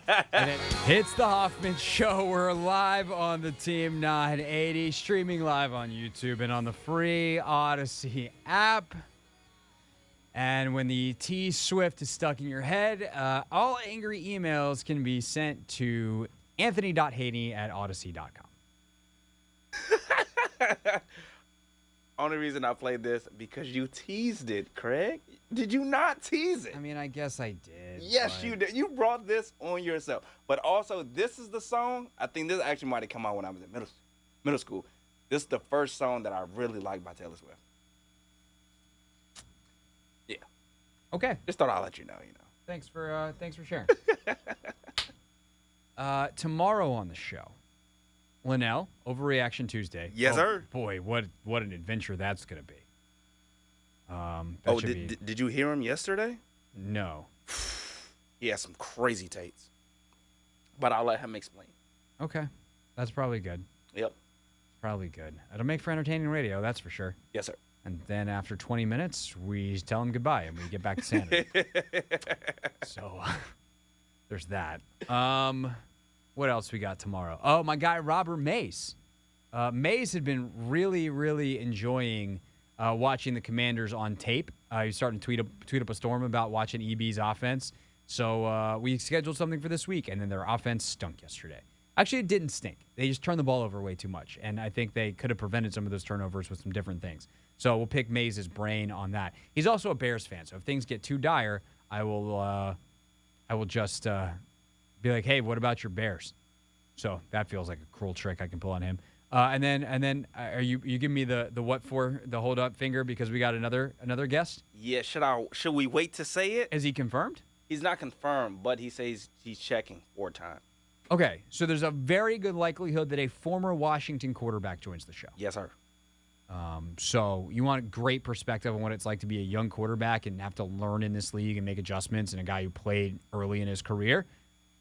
Tune in tomorrow. Mm-hmm. Probably 5:30, but we'll check on times. Yes. Just, subscribe on Twitter. The deal. You know how to find out the information about the show. You know it. All right. Anything else for tomorrow? What else happened this weekend? We'll hit that. Anything else? I think that's it. By the way, Marty Smith on Wednesday. Okay. We got a Marty party. Marty wrote a book, so I'm going to talk to him about the book, but also going to talk to him. He definitely covered some Sam Howell at UNC. So we'll talk about all kinds of stuff. But he wrote a book on leadership, so I'm also curious. Hey, what do you think of Ron Rivera as a leader? What do you think of Eric Bieniemy as a leader? What makes a good leader? And then we can take what Marty says and we can apply it based off what we know. Gotcha. Oh, quick question though. Yeah. What's up? Burrow's playing. Do you want to change your mind? No. I had to inquire. I had to make sure. Trying to still. Real things. We're not going to be sucked this year. Real people. 5 and 11. Not very good. Set into real microphones. The culture is actually damn good. All right, it is time for Real Things. Real people said into real microphones. This one was said into a telephone, but pretty funny. The comedian known as Bill Belichick this morning was asked about the Taylor Swift-Travis Kelce connection on WEEI in Boston. Can I try one that's not about the Cowboys? Swifty to Swifty. Taylor Swift was in attendance to watch Travis Kelce's game with his mom in the box. Seems like they may be the new it couple. Where do you fall on that? Travis Kelce, Taylor Swift, power couple in the NFL. Well, I would say that Travis Kelce's had a lot of big catches in his career. This would be the biggest. Nailed it. Oh, yep. Pretty big. Loving him was red. All right. Question. Great question. At the end. Great question. When did he get funny, man? Yo, Belichick low-key has always been funny, which is what makes him so annoying.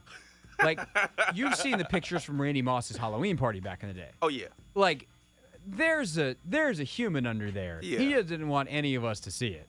That's what He it is. finds it extremely distracting and unbeneficial to his football team, and it's very annoying. You just got to peel that onion layer back. You got to know where to go. Yeah. It's left-footed punters, long snappers. I would love to know Bill Belichick's thoughts on Cameron Cheeseman. We need to get him on the show. Good luck with that. Sunday Night Baseball last night on ESPN. They're talking to the Dodger shortstop while he's playing, and lo and behold, and I've been using his bats and he gets here, and I don't think it's been a surprise that as soon as I start. Sorry guys, need to make this play real quick. Okay, we're comfortable. Thank you. Well, not that comfortable. It's the first time doing this, but I have to make the play for Lynn. He's gonna get mad at me if I don't do it. No? He's going to get mad at me if I screw up the routine ground ball because I'm talking to the broadcast. Miguel Rojas, comedian, shortstop, ball player. I didn't know they mic up baseball players. That's actually Oh, yeah, it's been a thing. Yeah. They did it, one of the first guys to do it was Bryce. They did it in the All-Star game, way back in the day. Yeah, that makes sense. And, I didn't know that. It's exceptional. Like, the All-Star, I remember watching it the first time and being like, this is cool. Yeah. Like, you get a guy in a game, but, it was an All-Star game. Who cares? They do it every week on Sunday Night Baseball, which is stupid. I actually think it's too much. And there's been a couple times, it's one thing where if they're mic'd up and they have, funny, lighthearted conversations. But, they asked about, someone's mom dying. Whoa. And he's standing at first base, yeah, it's been a really rough, really emotional year. And you're like, now's not the time. Yeah, you got to know time and place. Yeah. Time and score, kids. Yeah, that too. Situational football. Important also in broadcasting. All right. That's the show. If you missed any part of it, make sure you rewind on the free Odyssey app or check out the podcast. You can also rewind on the YouTube stream where we stream live daily all 3 hours. We'll see you all those same times and places tomorrow on The Hoffman Show.